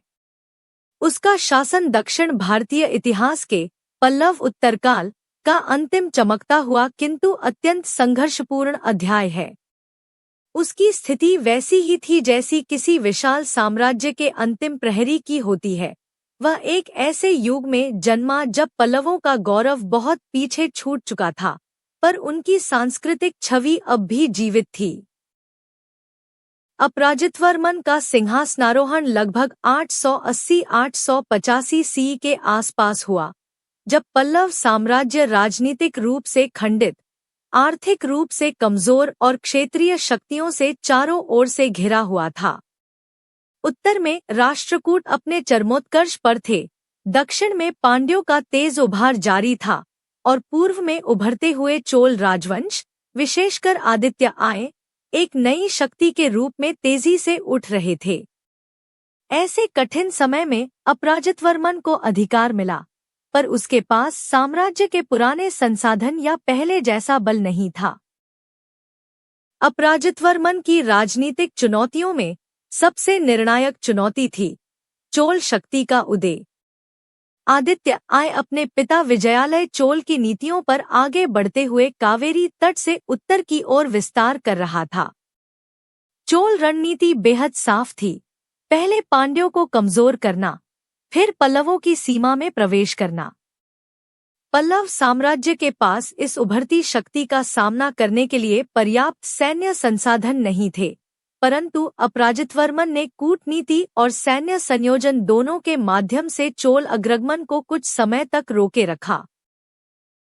अपराजितवर्मन ने अपनी स्थिति को मजबूत करने के लिए पांड्यों के साथ एक राजनीतिक सैन्य संधि भी की। यह दक्षिण भारत के मध्यकालीन इतिहास का महत्वपूर्ण राजनीतिक संयोजन था। पांड्य पल्लवों का गठबंधन एक ऐसे समय हुआ जब दोनों ही चोल शक्ति से दबाव महसूस कर रहे थे। यह गठबंधन अपने उद्देश्य में आंशिक रूप से सफल रहा। पल्लव पांड्य संयुक्त शक्ति ने कुछ समय तक चोल अतिक्रमण को नियंत्रित किया, किंतु चोलों की स्थायी और सुव्यवस्थित सैन्य रणनीति के सामने यह गठबंधन ज्यादा देर टिक नहीं सका। अपराजितवर्मन का अंतिम और निर्णायक संघर्ष आदित्य आय चोल से हुआ। यह युद्ध पल्लव साम्राज्य के इतिहास का अंतिम बड़ा युद्ध माना जाता है। ऐतिहासिक साक्ष्यों के अनुसार यह युद्ध तिरुपरम्बयम या उसके आसपास के क्षेत्र में लड़ा गया। चोल सेना ने असाधारण युद्ध कौशल प्रदर्शित किया।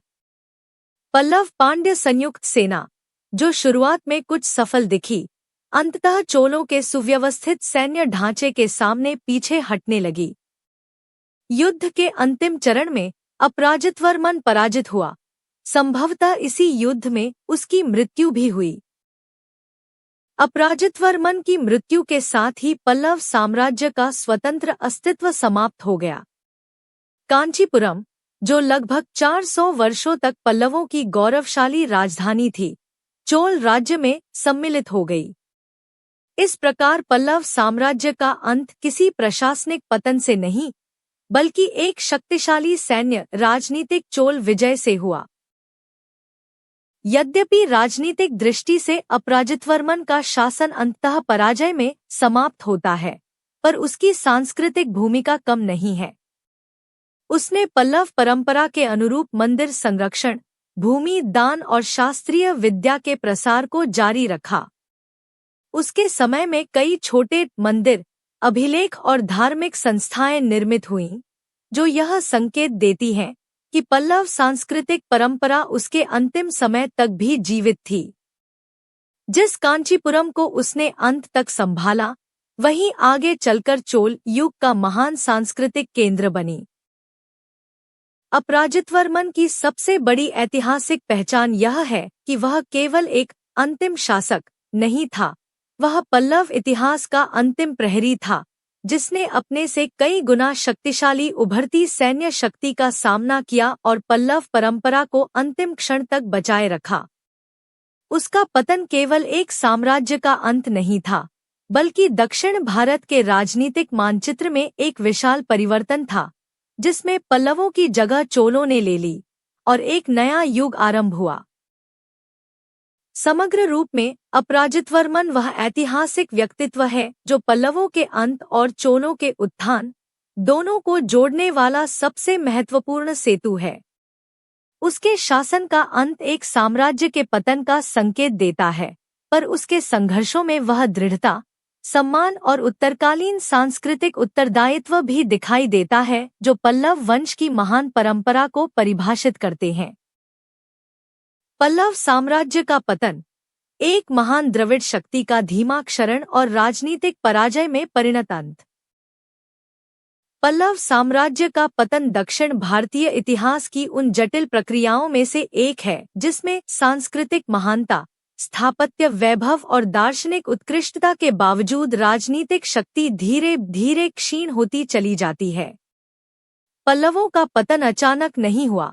यह एक दीर्घकालिक राजनीतिक, आर्थिक, सामरिक और प्रशासनिक क्षरण की प्रक्रिया थी, जिसकी अंतिम परिणति अपराजितवर्मन की मृत्यु और कांचीपुरम के चोल अधिग्रहण के रूप में सामने आई।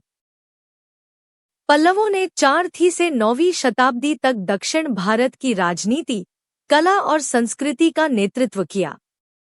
महाबलीपुरम की भव्य शैल कला, कांचीपुरम का वैभव और द्रविड़ मंदिर वास्तुकला का आरंभ, ये सभी पल्लवों की महानता के प्रतीक हैं। परंतु राजनीति की धरातल पर वे धीरे धीरे ऐसी स्थितियों में घिरते चले गए जिसने अंततः इस महान शक्ति को समाप्त कर दिया। राजनीतिक कारण, अनेकों मोर्चों पर संघर्ष और शक्ति विखंडन। पल्लव साम्राज्य का पतन राजनीतिक रूप से इसलिए तेज हुआ क्योंकि पल्लव एक साथ कई शक्तिशाली शत्रुओं से घिर गए। पश्चिम में चालुक्य, उत्तर पश्चिम में राष्ट्रकूट, दक्षिण में पांड्य और पूर्व में उभरते चोल, इन 4 दिशाओं के दबाव ने पल्लव शक्ति को अंततः तोड़ दिया। पल्लव चालुक्य संघर्ष 2 शताब्दियों तक चला। नरसिंहवर्मन प्रथम के समय वातापी विजय ने पल्लवों को अत्यधिक सामरिक प्रतिष्ठा दी, पर बाद में चालुक्य पुनः मजबूत हुए। तुंगभद्रा तट और कांची सीमा पर बार बार संघर्ष से पल्लव सैन्य संसाधन कमजोर हो गए।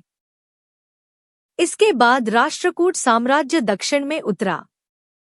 अमोघवर्ष, गोविंद III जैसे सम्राटों ने पल्लव क्षेत्रों को दबाव में रखा। राष्ट्रकूटों की अत्यंत केंद्रीकृत, शक्तिशाली सेना पल्लवों के लिए एक नया संकट थी।